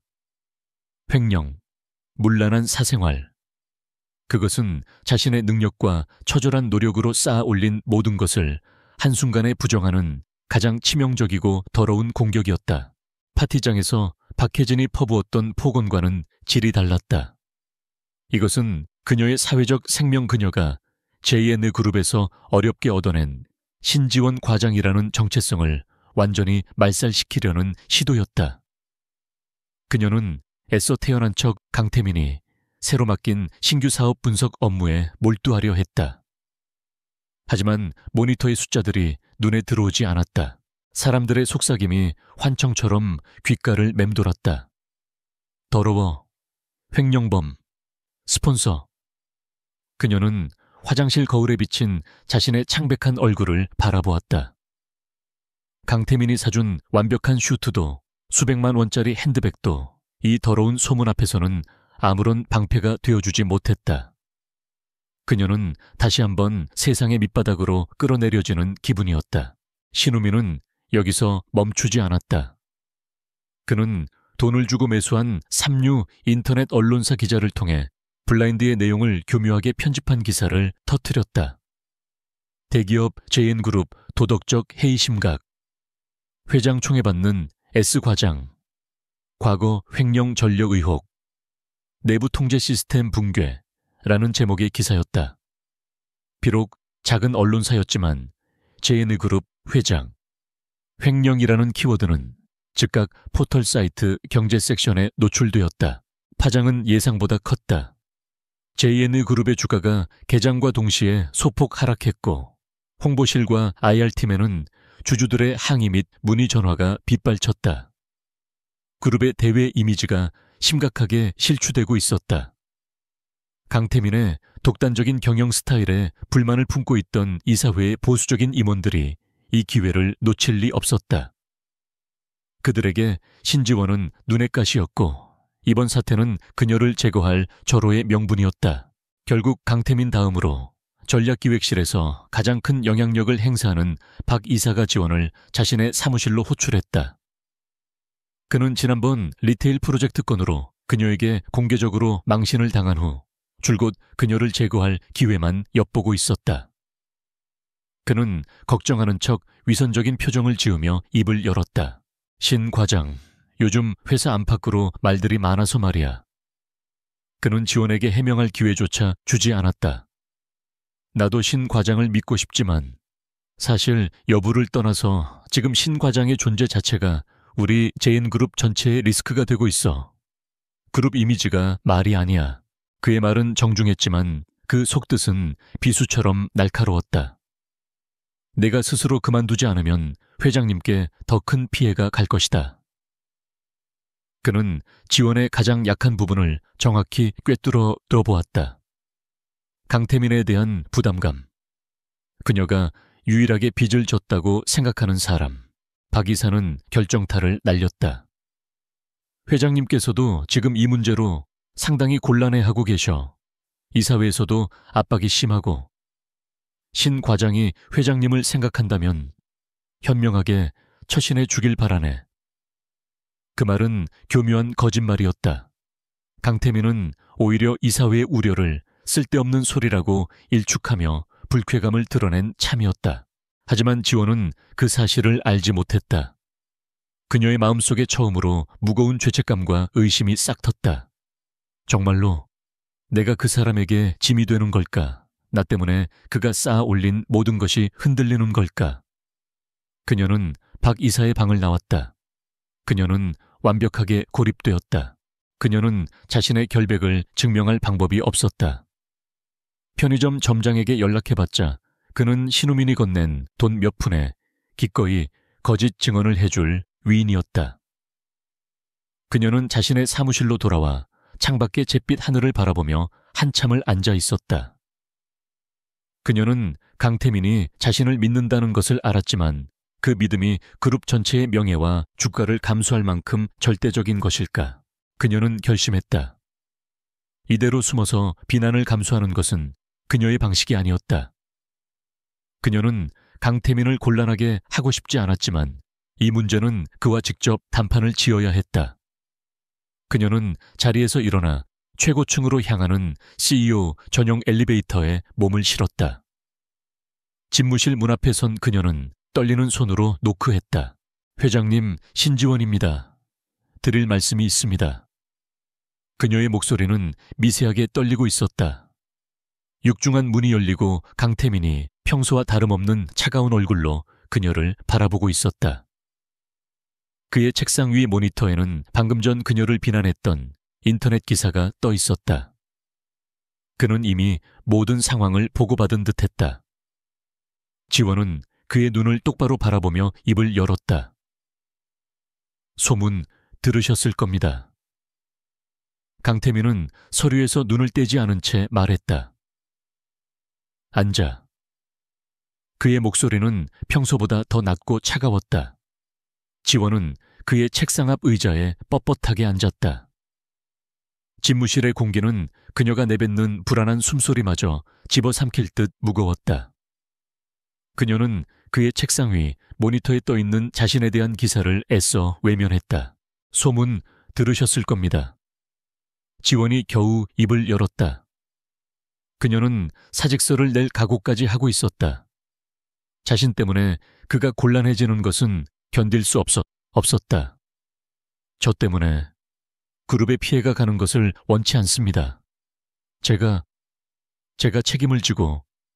그녀의 목소리가 미세하게 떨려왔다. 책임. 강태민이 드디어 고개를 들었다. 그의 눈에는 조롱이나 비난이 아닌 얼음 같은 분노가 서려 있었다. 하지만 그 분노는 그녀를 향한 것이 아니었다. 이깟 삼류 찌라시 기사 하나가 JN그룹을 흔들 것 같나 신 과장. 그는 자리에서 일어났다. 그는 천천히 그녀에게 다가왔다. 그의 압도적인 존재감에 지원은 숨을 참았다. 강태민은 그녀의 앞에 멈춰 서서 그녀를 똑바로 내려다보았다. 내가 묻지. 넌 횡령을 했나 문란한 사생활을 즐겼나? 그의 질문은 단도직입적이었고 한치의 의심도 담겨 있지 않았다. 그는 그저 확인을 바랄 뿐이었다. 아닙니다. 지원은 그의 눈을 피하지 않고 단호하게 대답했다. 단 한 번도 그런 적 없습니다. 그녀의 목소리에는 억울함보다 더 강한 진실의 힘이 담겨 있었다. 옥탑방에서 굶주릴지언정 그녀는 단 한 번도 남의 것을 탐하거나 자신을 더럽힌 적이 없었다. 강태민은 몇 초간 그녀의 눈을 응시했다. 그리고 그는 가볍게 고개를 끄덕였다. 그럼 됐어. 그것이 전부였다. 그는 그녀의 말을 절대적으로 신뢰했다. 그 어떤 증거도 해명도 필요 없었다. 그녀의 아니다라는 한마디가 그에게는 모든 것을 뒤엎는 진실이었다. 지원은 순간 숨이 멎는 것 같았다. 그는 돌아서서 자신의 책상으로 돌아갔다. 그리고 인터폰 버튼을 눌렀다. 김 비서 당장 들어와. 법무팀과 보안팀 지금 즉시 비상 소집해. 그의 목소리는 이제 사냥을 시작하는 맹수처럼 냉혹하고 단호했다. 몇 초 뒤 김 비서실장이 긴장된 표정으로 집무실에 들어섰다. 강태민은 모니터를 가리켰다. 이 기사를 쓴 언론사 그리고 블라인드에 최초로 글을 올린 IP.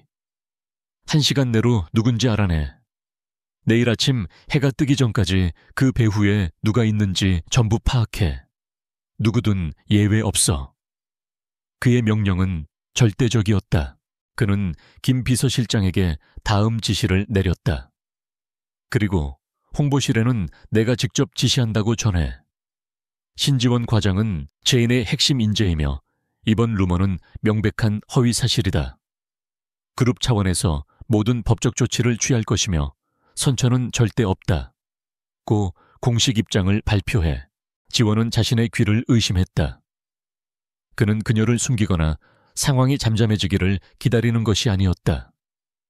그는 JN 그룹 전체의 이름을 걸고 그녀를 방어하기 위해 정면으로 전쟁을 선포한 것이었다. 이것이 그가 말한 내 사람이라는 의미였다. 황제의 방패는 이토록 견고하고 무자비했다. 김 비서실장이 명령을 수행하기 위해 급히 나가자 집무실에는 다시 정적이 찾아왔다.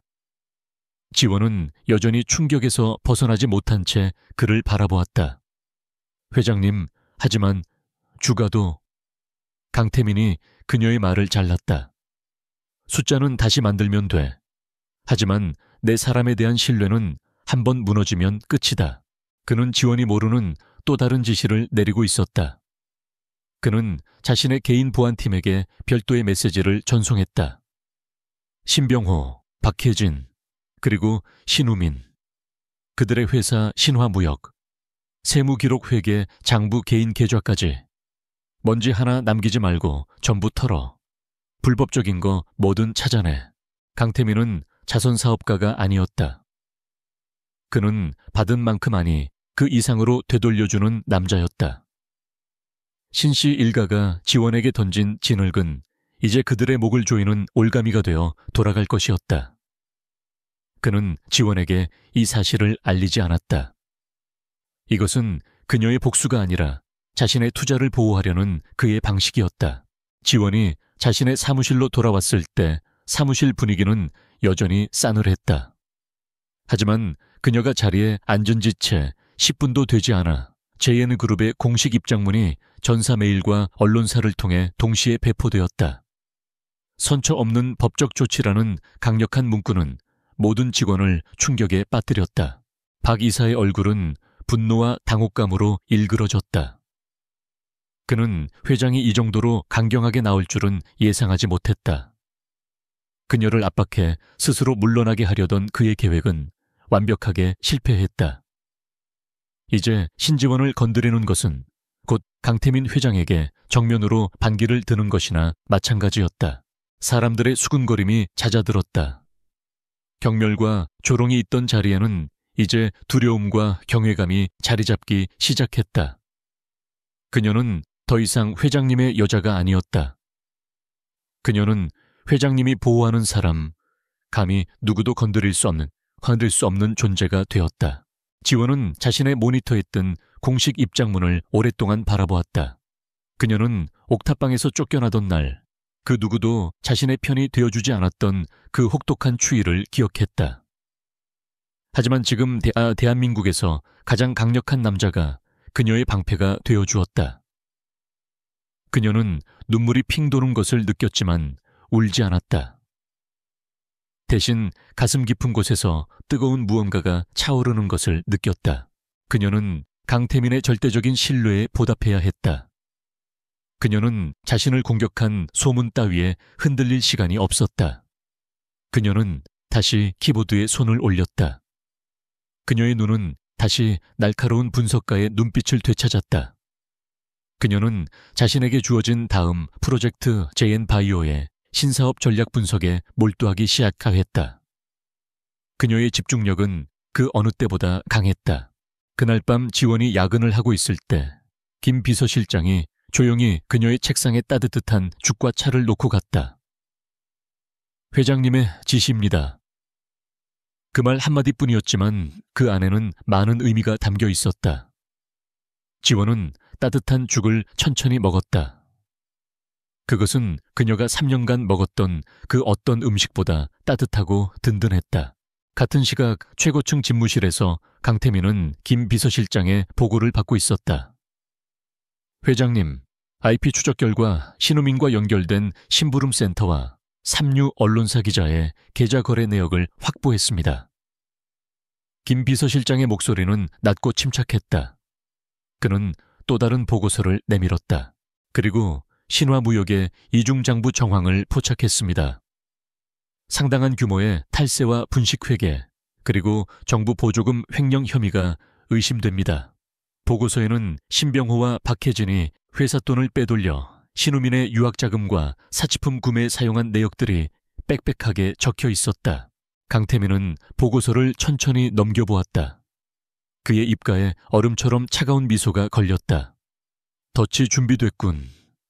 그는 자신의 방패가 얼마나 견고한지 보여주었으니 이제 자신의 창이 얼마나 날카로운지 증명할 차례였다.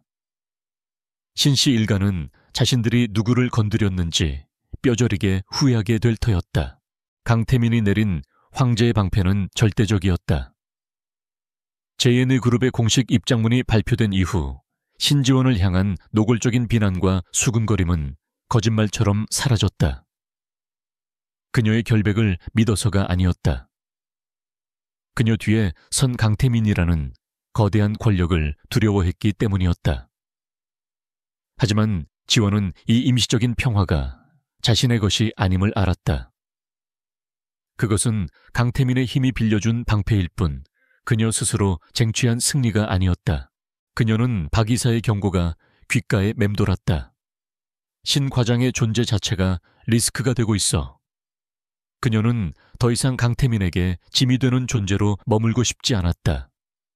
그가 자신을 절대적으로 신뢰해 준 만큼 그녀 역시 자신의 가치를 증명해내야만 했다. 그녀는 단순한 공주가 아니라 그와 어깨를 나란히 할 수 있는 전략가가 되어야 했다. 그녀는 자신을 공격했던 그 악의의 근원을 잊지 않았다. 신우민, 박혜진, 그리고 아버지라는 이름의 그 남자.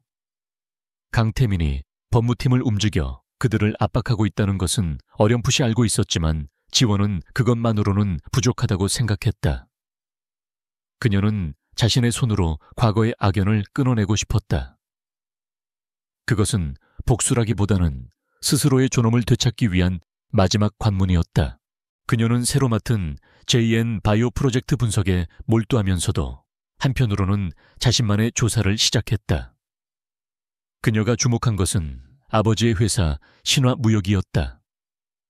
파티장에서 보았던 그들의 절박한 모습, 그리고 자신을 향한 그들의 뒤틀린 분노. 그들은 분명 파산 직전이었고 살아남기 위해 무슨 짓이든 할 터였다. 지원은 자신이 JN그룹에서 배운 모든 분석 기술을 총동원했다. 그녀는 신화무역의 재무제표 공개된 범위 내에서 최근 거래처 동향 그리고 그들이 접촉하고 있는 투자 시장을 샅샅이 훑었다. 그러다 그녀는 기묘한 점을 발견했다.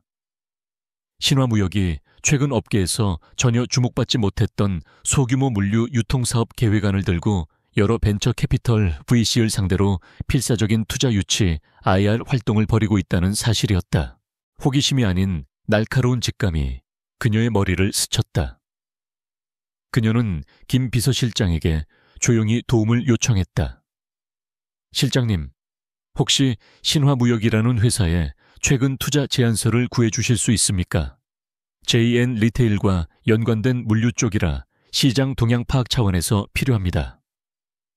그녀는 사적인 감정을 철저히 배제하고 업무적인 용무임을 분명히 했다. 김 비서실장은 아무것도 묻지 않았다. 그는 이미 강태민의 지시로 신화무역의 모든 것을 파악하고 있었다. 그는 지원이 스스로 움직이려 한다는 것을 눈치챘지만 회장의 암묵적인 동의가 있었기에 그녀를 막지 않았다. 다음 날 신화무역이 투자자들에게 배포한 혁신물류 유통전략 사업계획서 원본 파일이 그녀의 보안 메일로 도착했다. 파일을 열어본 지원은 온몸의 피가 차갑게 식는 것을 느꼈다. 그것은 혁신이 아니었다. 그것은 도둑질이었다. 계획서의 핵심 로직과 데이터 분석 모델, 심지어 문장 구조까지. 그것은 너무나도 익숙했다. 그것은 바로 그녀가 JN 리테일 프로젝트를 진행하며 만들었던 수많은 초기 기획안 중 하나, 바로 비스리안을 교묘하게 베낀 것이었다. 그녀는 이 계획안이 왜 폐기되었는지 누구보다 잘 알았다. 겉보기엔 그럴듯했지만 실제 운영 시 발생할 치명적인 물류 병목 현상을 해결하지 못했기 때문이었다. 신우민. 그가 어떤 경로로 이 내부 자료를 훔쳐냈는지는 알 수 없었다. 아마도 박 이사 라인의 불만 세력 중 누군가가 돈을 받고 팔아넘겼을 터였다. 그들은 이 폐기된 계획안이 자신들을 구원해줄 동아줄이라 믿고 있었던 것이다. 지원은 분노로 손이 떨렸다. 이것은 단순한 가족 간의 원한이 아니었다. 이것은 JNE 그룹의 지적재산권을 침해한 명백한 범죄 행위였다. 그리고 그들은 감히 그녀가 피땀 흘려 이뤄낸 성과물을 훔쳐다 자신들의 구명줄로 사용하려 했다. 그녀는 더 이상 강태민의 방패 뒤에 숨어 있을 수 없었다. 그녀는 이 문제를 직접 처리하기로 결심했다. 그녀는 즉시 JN 법무팀의 기업 분쟁 전문 변호사들과 미팅을 잡았다. 그녀는 자신이 발견한 모든 증거, 두 계획서의 비교 분석 자료 원본 파일의 메타데이터, 그리고 B3 안이 폐기된 이유에 대한 명확한 기술적 분석을 제시했다. 변호사들은 그녀의 완벽하고 치밀한 준비에 감탄했다. 이것은 명백한 영업비밀 침해이자 사기 행위였다. 지원은 김 비서실장을 통해 신화무역이 며칠 뒤 마지막 남은 투자자들을 설득하기 위해 여의도의 한 소규모 호텔에서 비공개 IR 설명회를 연다는 정보를 입수했다. 그것이 그들의 마지막 무대이자 그녀의 방역이 시작될 장소였다. 설명회 당일, 지원은 그 어느 때보다 차갑고 단단한 모습이었다. 그녀는 전투복과도 같은 짙은 회색의 파워슈트를 입었다. 강태민은 그녀의 계획을 보고받았다. 그는 아무 말 없이 JN그룹의 법무팀장과 김 비서실장에게 그녀를 수행하라고 지시했다. 그것은 그녀의 방역에 그룹 전체의 힘을 실어주겠다는 무언의 승인이었다. 신화무역의 IR 설명회가 열리는 호텔 연회장은 초라했다. 10여 명 남짓한 소규모 투자자들이 반신반의하는 표정으로 앉아 있었다. 단상 위에는 신병호와 신우민이 서 있었다.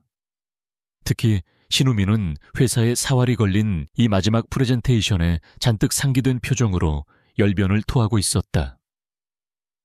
그는 훔쳐낸 데이터를 마치 자신이 만들어낸 것처럼 포장하며 혁신을 외치고 있었다. 이 전략이야말로 향후 10년의 물류시장을 지배할. 신우민이 목소리를 높이는 바로 그 순간이었다. 연회장의 육중한 뒷문이 열렸다. 모든 사람의 시선이 그곳으로 향했다. 그곳에는 얼음처럼 차가운 표정의 신지원이 서 있었다. 그리고 그녀의 양옆에는 JN그룹의 배지를 단 김 비서실장과 법무팀 변호사들이 그림자처럼 버티고 있었다. 신병호와 신우민의 얼굴은 경악으로 일그러졌다. 네, 네가 여길 어떻게... 신병호가 공포에 질려 말을 더듬었다. 지원은 그들의 당황한 모습을 무시한 채 당당하게 단상 앞으로 걸어 나갔다. 그녀는 투자자들을 향해 정중하게 고개를 숙였다. 안녕하십니까. 저는 JN그룹 전략기획실의 신지원 과장입니다. 그녀의 맑고 힘있는 목소리가 장내를 압도했다. 투자자들 사이에서 JN그룹 일하며 술렁임이 일었다. 지원은 자신의 노트북을 연단 위의 프로젝터와 연결했다. 스크린에 떠있던 신화무역의 로고가 사라지고 JN그룹의 로고가 선명하게 떠올랐다. 지금 신화무역의 신우민 이사께서 발표하신 그 혁신적인 사업 계획서에 대해 원작자로서 몇 가지 보충 설명을 드리고자 이 자리에 섰습니다. 원작자라는 말에 신우민의 얼굴이 하얗게 질렸다. 무슨 헛소리야. 저 년이 미쳤나. 그가 소리쳤지만 투자자들의 시선은 이미 지원에게 고정되어 있었다. 지원은 스크린의 두 개의 문서를 나란히 띄웠다. 하나는 신화무역의 제안서였고 다른 하나는 JN그룹의 내부 보안 워터마크가 찍힌 원본 파일이었다.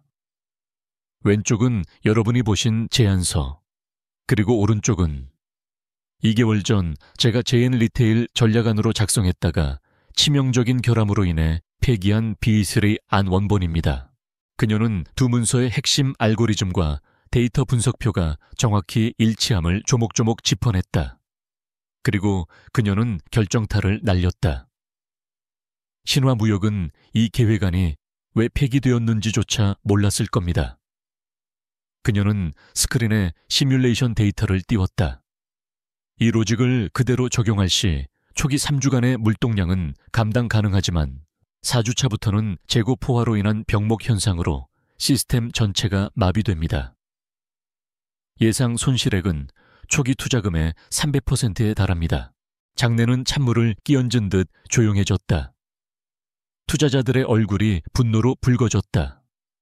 그들은 하마터면 도둑질한 그것도 결함투성이인 계획안에 자신들의 돈을 쏟아부을 뻔했다. 사기다 저것들, 우리를 상대로 사기를 쳤어. 한 투자자가 소리치며 일어섰다. 이 가해 같은 년이. 이성을 잃은 신우민이 지원에게 달려들었다. 하지만 그가 그녀의 몸에 손끝 하나 대기도 전에 김 비서실장이 그의 앞을 막아섰고 건장한 변호사들이 그의 팔을 제압했다. 신우민 씨, 영업비밀 침해 및 사기 혐의로 JN그룹은 당신을 고소할 것입니다. 법무팀장의 차가운 목소리가 울려 퍼졌다. 신병호는 그 자리에 주저앉아 끝났어. 라며 넉나간 사람처럼 중얼거렸다. 박혜진은 생각조차 나지 않았다.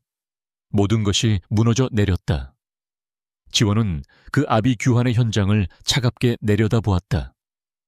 자신을 쫓아낼 때 그토록 당당했던 그들의 비참한 몰골이었다. 지원은 더 이상 그들에게 아무런 감정도 느끼지 못했다.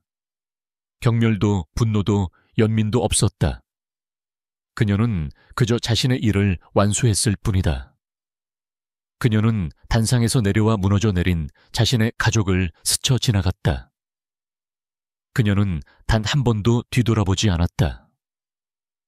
그녀는 완벽한 승리를 거두고 전쟁터를 떠났다. 신지원이 떠난 호텔 연회장은 그야말로 아수라장이었다. 그녀가 터뜨린 폭탄은 신화무역의 마지막 숨통을 정확히 끊어놓았다. 분노한 투자자들은 사기꾼들이라고 고함을 치며 신병호와 신우민에게 달려들었다. JN그룹 법무팀이 즉각 경찰에 신고하는 동안 김 비서실장은 경호 인력을 동원해 현장을 통제했다. 신병호는 바닥에 주저앉은 채 넋이 나간 사람처럼 끝났어, 다 끝났어 라는 말만 되풀이했다. 그의 눈에는 초점이 없었다. 평생을 일궈온 비록 비겁하고 무능했지만 자신의 회사가 자신이 버린 딸의 손에 의해 먼지처럼 사라지는 순간이었다. 신우민은 JN그룹 변호사들에게 붙들린 채 닫힌 문을 향해 신지원이 개같은 년 내가 너를 이라며 발악했지만 그의 외침은 공허한 메아리에 불과했다. 그것은 몰락의 서곡에 불과했다. 지원이 호텔에서 전문적인 방역을 가하는 동안 강태민의 보이지 않는 칼날은 이미 신화무역의 심장부를 향하고 있었다. 신화무역이 투자자들에게 사기를 치고 있다는 명백한 증거, 훔친 사업 계획서가 확보된 순간 강태민은 그의 개인 보안팀이 수집한 모든 자료를 국세청과 검찰금융조세조사부에 동시에 넘겼다. 다음 날 아침 신화무역의 초라한 사무실 문이 거칠게 열렸다. 서울중앙지검입니다. 압수수색 영장입니다. 검찰 수사관들과 국세청 조사관들이 들이닥쳤다. 그들은 신병호와 박혜진의 개인 사무실을 포함한 모든 것을 압류하기 시작했다. 이중장부 숨겨진 법인카드 내역, 그리고 박혜진이 회사 돈으로 사들인 사치품 목록까지 낱낱이 파헤쳐졌다. 언론은 이 기회를 놓치지 않았다. 신화무역 대규모 분식회계 및 횡령 혐의 포착, 국세청 전격 압수수색이라는 헤드라인이 경제면을 장식했다. 뉴스가 터지자마자 신화무역의 주거래 은행들은 즉각 모든 대출금의 만기, 전 회수 기한이익 상실을 통보하고 회사 계좌와 신병호 박혜진의 개인 계좌까지 모조리 동결시켰다. 박혜진은 백화점 VVIP 라운지에서 커피를 마시다가 결제가 거부당하자 비로소 사태를 파악했다. 그녀가 가진 모든 카드가 정지되었다. 그녀는 공포에 질려 남편에게 전화를 걸었지만 신병호는 이미 검찰에 연행되어 조사를 받고 있었다. 신우민 역시 영업비밀 침해 혐의로 긴급 체포되었다. 그들의 몰락은 끔찍할 정도로 신속했다. 단 며칠 만에 신화무역은 최종 부도 처리되었다. 채권단이 들이닥쳤고 사무실의 집기는 물론 그들이 살던 호화로운 강남의 아파트까지 경매로 넘어가게 되었다. 법원 집행관들이 붉은색 압류 딱지를 집안 곳곳에 붙이는 동안 박혜진은 이건 내 집이야, 내 물건이야, 손대지 마 라며 발악했다. 하지만 아무도 그녀의 말을 들어주지 않았다. 그녀는 3년 전 신지원을 내쫓았던 바로 그 현관에서 자신이 입고 있던 옷가지를 제외한 모든 것을 빼앗긴 채 거리로 쫓겨났다. 신병호는 횡령 및 배임 혐의로 구속되었고 박혜진 역시 공범으로 불구속 기소되었다. 그들은 모든 것을 잃었다. 집, 차돈, 그리고 그들이 그토록 지키려 했던 천박한 명예까지도. 언론은 이 자극적인 이야기를 파고들기 시작했다. 단순한 기업 비리 기사가 아니었다. 기적의 신데렐라로 불리던 JN그룹 신지원 과장과 사기꾼으로 몰락한 신화무역 일가의 관계가 수면 위로 떠올랐다. 충격 단독 JN 신지원 과장 알고 보니 신화무역 신병호 회장의 버려진 친딸. 기사는 폭발적인 반응을 일으켰다. 3년 전 회사가 어렵다는 이유로 딸을 무일푼으로 내쫓은 비정한 아버지와 계모. 그리고 3년 후 대한민국 최고의 기업에서 능력을 인정받은 딸과 그런 딸의 기획안까지 훔쳐 사기를 치려다 몰락한 가족. 이 잔인하고 극적인 대비는 대중의 분노와 호기심을 동시에 자극했다. JN 그룹 타워 50층 전략기획실. 신지원은 자신의 모니터로 이 모든 기사를 읽고 있었다. 그녀의 동료들은 이제 그녀를 감히 쳐다보지도 못했다. 그들은 자신들이 수군거렸던 여자가 사실은 이런 끔찍한 과거를 딛고 일어선 괴물 같은 천재였음을 깨달았다. 지원의 표정은 그 어떤 감정도 드러나지 않았다. 그녀는 슬프지도 기쁘지도 않았다. 그저 끝났다고 생각했다. 자신을 올가매던 과거의 망령들이 드디어 비명을 지르며 사라지는 것을 묵묵히 지켜볼 뿐이었다. 그녀는 뉴스창을 닫았다. 그리고 다시 JN 바이오 신사업 전략 분석 보고서를 열었다. 그녀의 과거는 완벽하게 청산되었고 그녀는 현재의 업무에 집중했다. 최고층 집무실. 강태민은 통유리창 앞에 서서 서울의 정영을 내려다보고 있었다. 그의 책상 위 태블릿에는 신병호와 박혜진이 구치소로 향하는 초라한 사진이 떠 있었다. 김 비서실장이 조용히 보고했다. 신병호 박혜진은 최소 징역 5년 이상을 선고받을 것으로 보입니다. 신우민 역시 실형이 유력합니다. 그들의 모든 재산은 동결 및 압류되었습니다. 깨끗서 어수무 깨끗하군. 강태민이 낮게 말했다. 그는 자신의 투자를 위협했던 쓰레기들을 치워버렸을 뿐이다. 그는 신지원이 이 사건을 어떻게 받아들일지 잠시 생각했다. 하지만 그는 곧 그 생각을 지웠다. 그녀는 자신이 생각했던 것보다 훨씬 강한 여자였다. 그녀는 동정이나 연민이 아니라 더 큰 무대와 더 강력한 상대를 필요로 했다. 몰락은 완벽했다. 신씨 일가는 자신들이 버린 그 소녀가 자신들을 파멸시킬 가장 날카로운 칼날이 될 줄은 꿈에도 몰랐다. 그들이 지원을 옥탑방의 추위 속으로 내몰았을 때 그들은 이미 자신들의 무덤을 파고 있었던 것이다. 이제 그들은 차가운 감옥 바닥에서 자신들의 어리석음과 탐욕의 대가를 치를 일만 남았다. 그해 겨울 유난히 지독한 장맛비가 며칠째 서울을 핥히고 있었다. 3년 전 신지원이 얇은 외투 하나만 걸친 채 쫓겨났던 그날처럼 세상은 차갑고 축축했다. 하지만 지금 그녀가 머무는 곳은 옥탑방의 냉골 바닥이 아니었다. 그녀는 강태민의 개인 펜트하우스 서울의 야경이 한눈에 내려다 보이는 거대한 통유리창 앞 따뜻한 벽난로 옆에서 태블릿 PC로 다음 분기 JN 바이오 전략 보고서를 검토하고 있었다. 그녀의 삶은 완벽하게 바뀌었다. 그녀는 더 이상 굶주림과 추위에 떨지 않았다. 그녀는 이제 대한민국 경제계에서 가장 주목받는 전략가였으며 가장 강력한 남자의 무조건적인 신뢰를 받는 유일한 파트너였다. 그녀가 공주처럼 대우받는 것은 사실이었으나 그것은 유리구두 때문이 아니라 그녀 스스로 쟁취해낸 강철 갑옷 때문이었다. 고요한 정막을 깬 것은 현관의 인터콤이었다. 보안실에서 걸려온 전화였다. 회장님, 신지원 과장님, 정문 앞에 신원 미상의 남녀가 찾아왔습니다. 신지원 과장님을 만나게 해달라고. 행색이 몹시 남루합니다. 지원은 미간을 찌푸렸다. 이런 늦은 밤 빗속을 뚫고 자신을 찾아올 사람은 없었다. CCTV 화면 거실 모니터로 연결해.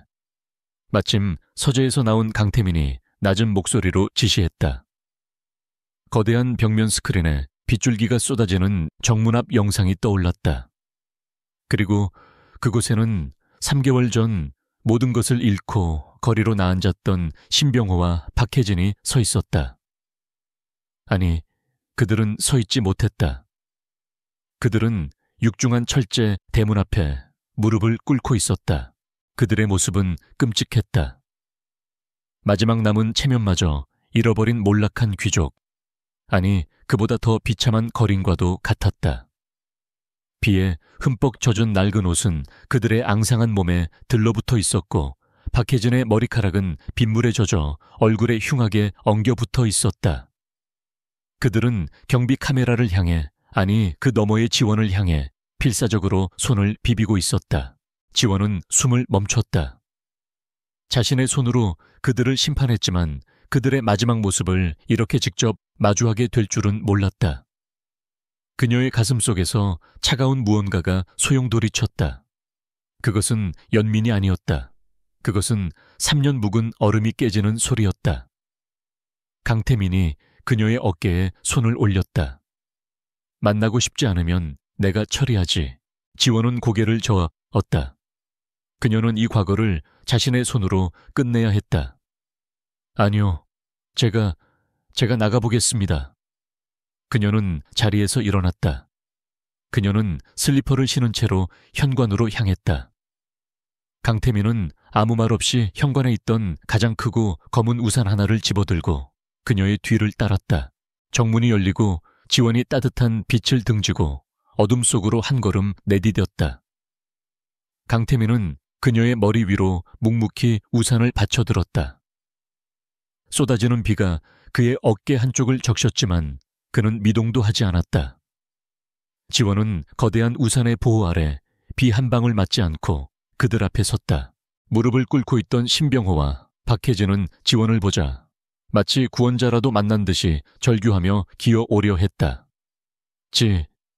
지원아, 내 딸아. 신병호가 먼저 울부짖었다. 그가 3년 만에 처음으로 그녀를 딸이라고 불렀다. 그는 바닥에 머리를 찌으며 애원했다. 아빠가 잘못했다. 이 못난 아비를 용서해다오. 박혜진은 지원의 발목이라도 잡을 듯이 기어왔다. 그녀의 얼굴은 눈물과 콧물 빗물로 범벅이 되어 있었다. 지원아, 아니, 신 과장님, 아니, 아가씨, 제발 우리 좀 살려주세요. 우리가 미쳤었어요. 당신을 내쫓은 건, 그건 다 내 잘못이야. 내가 죽일 년이야. 그녀의 목소리는 쇳소리가 섞여 나왔다. 그들의 처절한 모습은 3년 전 내 어미처럼 재수없는 이라고 악을 쓰며 지원의 뺨을 때리던 그 모습과는 너무나도 달랐다. 지원은 그들을 가만히 내려다보았다. 그녀의 눈에는 그 어떤 감정도 떠오르지 않았다. 그녀는 마치 아주 오래된 감정 없는 기록 영상을 보는 듯했다. 그래서 저에게 원하시는 게 뭡니까? 지원의 목소리는 빗소리보다 더 차갑고 건조했다. 그녀의 목소리에 신병호는 희망이라도 본 듯이 고개를 번쩍 들었다. 돈이 필요하다. 우리가 지금 당장 길바닥에서 얼어 죽게 생겼어, 제발. 내 오빠 우민이도 곧 감옥에서 나오는데 우리 식구 다시 시작할 수 있게. 제발, 강 회장님께 말씀드려서 고소 좀. 그때였다. 지원의 입가에 처음으로 희미한 그러나 얼음처럼 차가운 미소가 떠올랐다. 그들은 변하지 않았다. 그들은 자신들의 잘못을 뉘우치는 것이 아니었다. 그들은 자신들이 버렸던 딸이 이제 자신들을 구원해줄 새로운 숙주가 되기를 바라고 있었다. 그들은 자신들이 경멸했던 그 재손 없는 연에게 구걸하고 있었다. 지원은 자신을 단단히 받쳐주고 있는 강태민의 존재를 느꼈다. 그는 방패이자 검이었고 그녀가 흔들리지 않도록 잡아주는 뿔이었다. 하지만 지금 이 심판은 오롯이 그녀의 몫이었다. 그녀는 천천히 입을 열었다. 그녀의 목소리는 더 이상 떨리지 않았다. 당신들은 지금 내게 구걸하고 있군요. 내가 옥탑방에서 컵라면으로 끼니를 때우며 얼어 죽어가고 있을 때 그녀의 목소리가 빗속을 뚫고 그들의 고막에 박혔다. 당신들은 단 한순간이라도 나를 딸이라고 생각했습니까? 아니, 사람이라고는 생각했습니까? 신병호와 박혜진은 아무 말도 하지 못했다. 나에게 공주처럼 대해주는 사람은 이 사람입니다. 그녀는 강태민을 돌아보지 않고 말했다. 하지만 내가 지금 이 자리에 서 있는 건 내가 공주이기 때문이 아닙니다. 내가 당신들의 그 지옥 같은 절망 속에서도 내 가치를 스스로 증명해냈기 때문입니다. 지원은 그들을 향해 마지막 한 걸음을 내디뎠다. 당신들이 내게 바라는 것은 용서가 아니라 돈이겠지요. 하지만 난 당신들에게 줄 것이 아무것도 없습니다. 그녀는 단호하게 선언했다. 당신들이 겪는 비참함은 3년 전 당신들이 내게 행했던 선택의 대가입니다. 그 대가를 스스로 치르세요. 지원아, 안 돼. 제발 아빠 말 좀. 신병호가 절박하게 그녀를 불렀다. 하지만 지원은 이미 돌아선 후였다. 강태민은 마지막까지 그녀가 비에 젖지 않도록 우산을 기울이며 그녀와 함께 펜트하우스의 따뜻한 불빛 속으로 천천히 걸어 들어갔다. 육중한 철문이 닫히는 소리가 그들의 등 뒤에서 울렸다. 문이 닫히자 신병호와 박혜진의 절규는 빗소리 속에 완전히 갇혀버렸다. 안으로 들어온 지원은 흠뻑 젖은 태민의 어깨를 보았다. 그가 그녀에게 따뜻한 수건을 건넸다. 괜찮나? 그가 물었다. 지원은 고개를 끄덕였다. 그녀는 창밖을 내다보았다. 빗속에서 절망하는 두 개의 작은 형체가 보였다. 그녀는 더 이상 그들에게 아무것도 느끼지 못했다.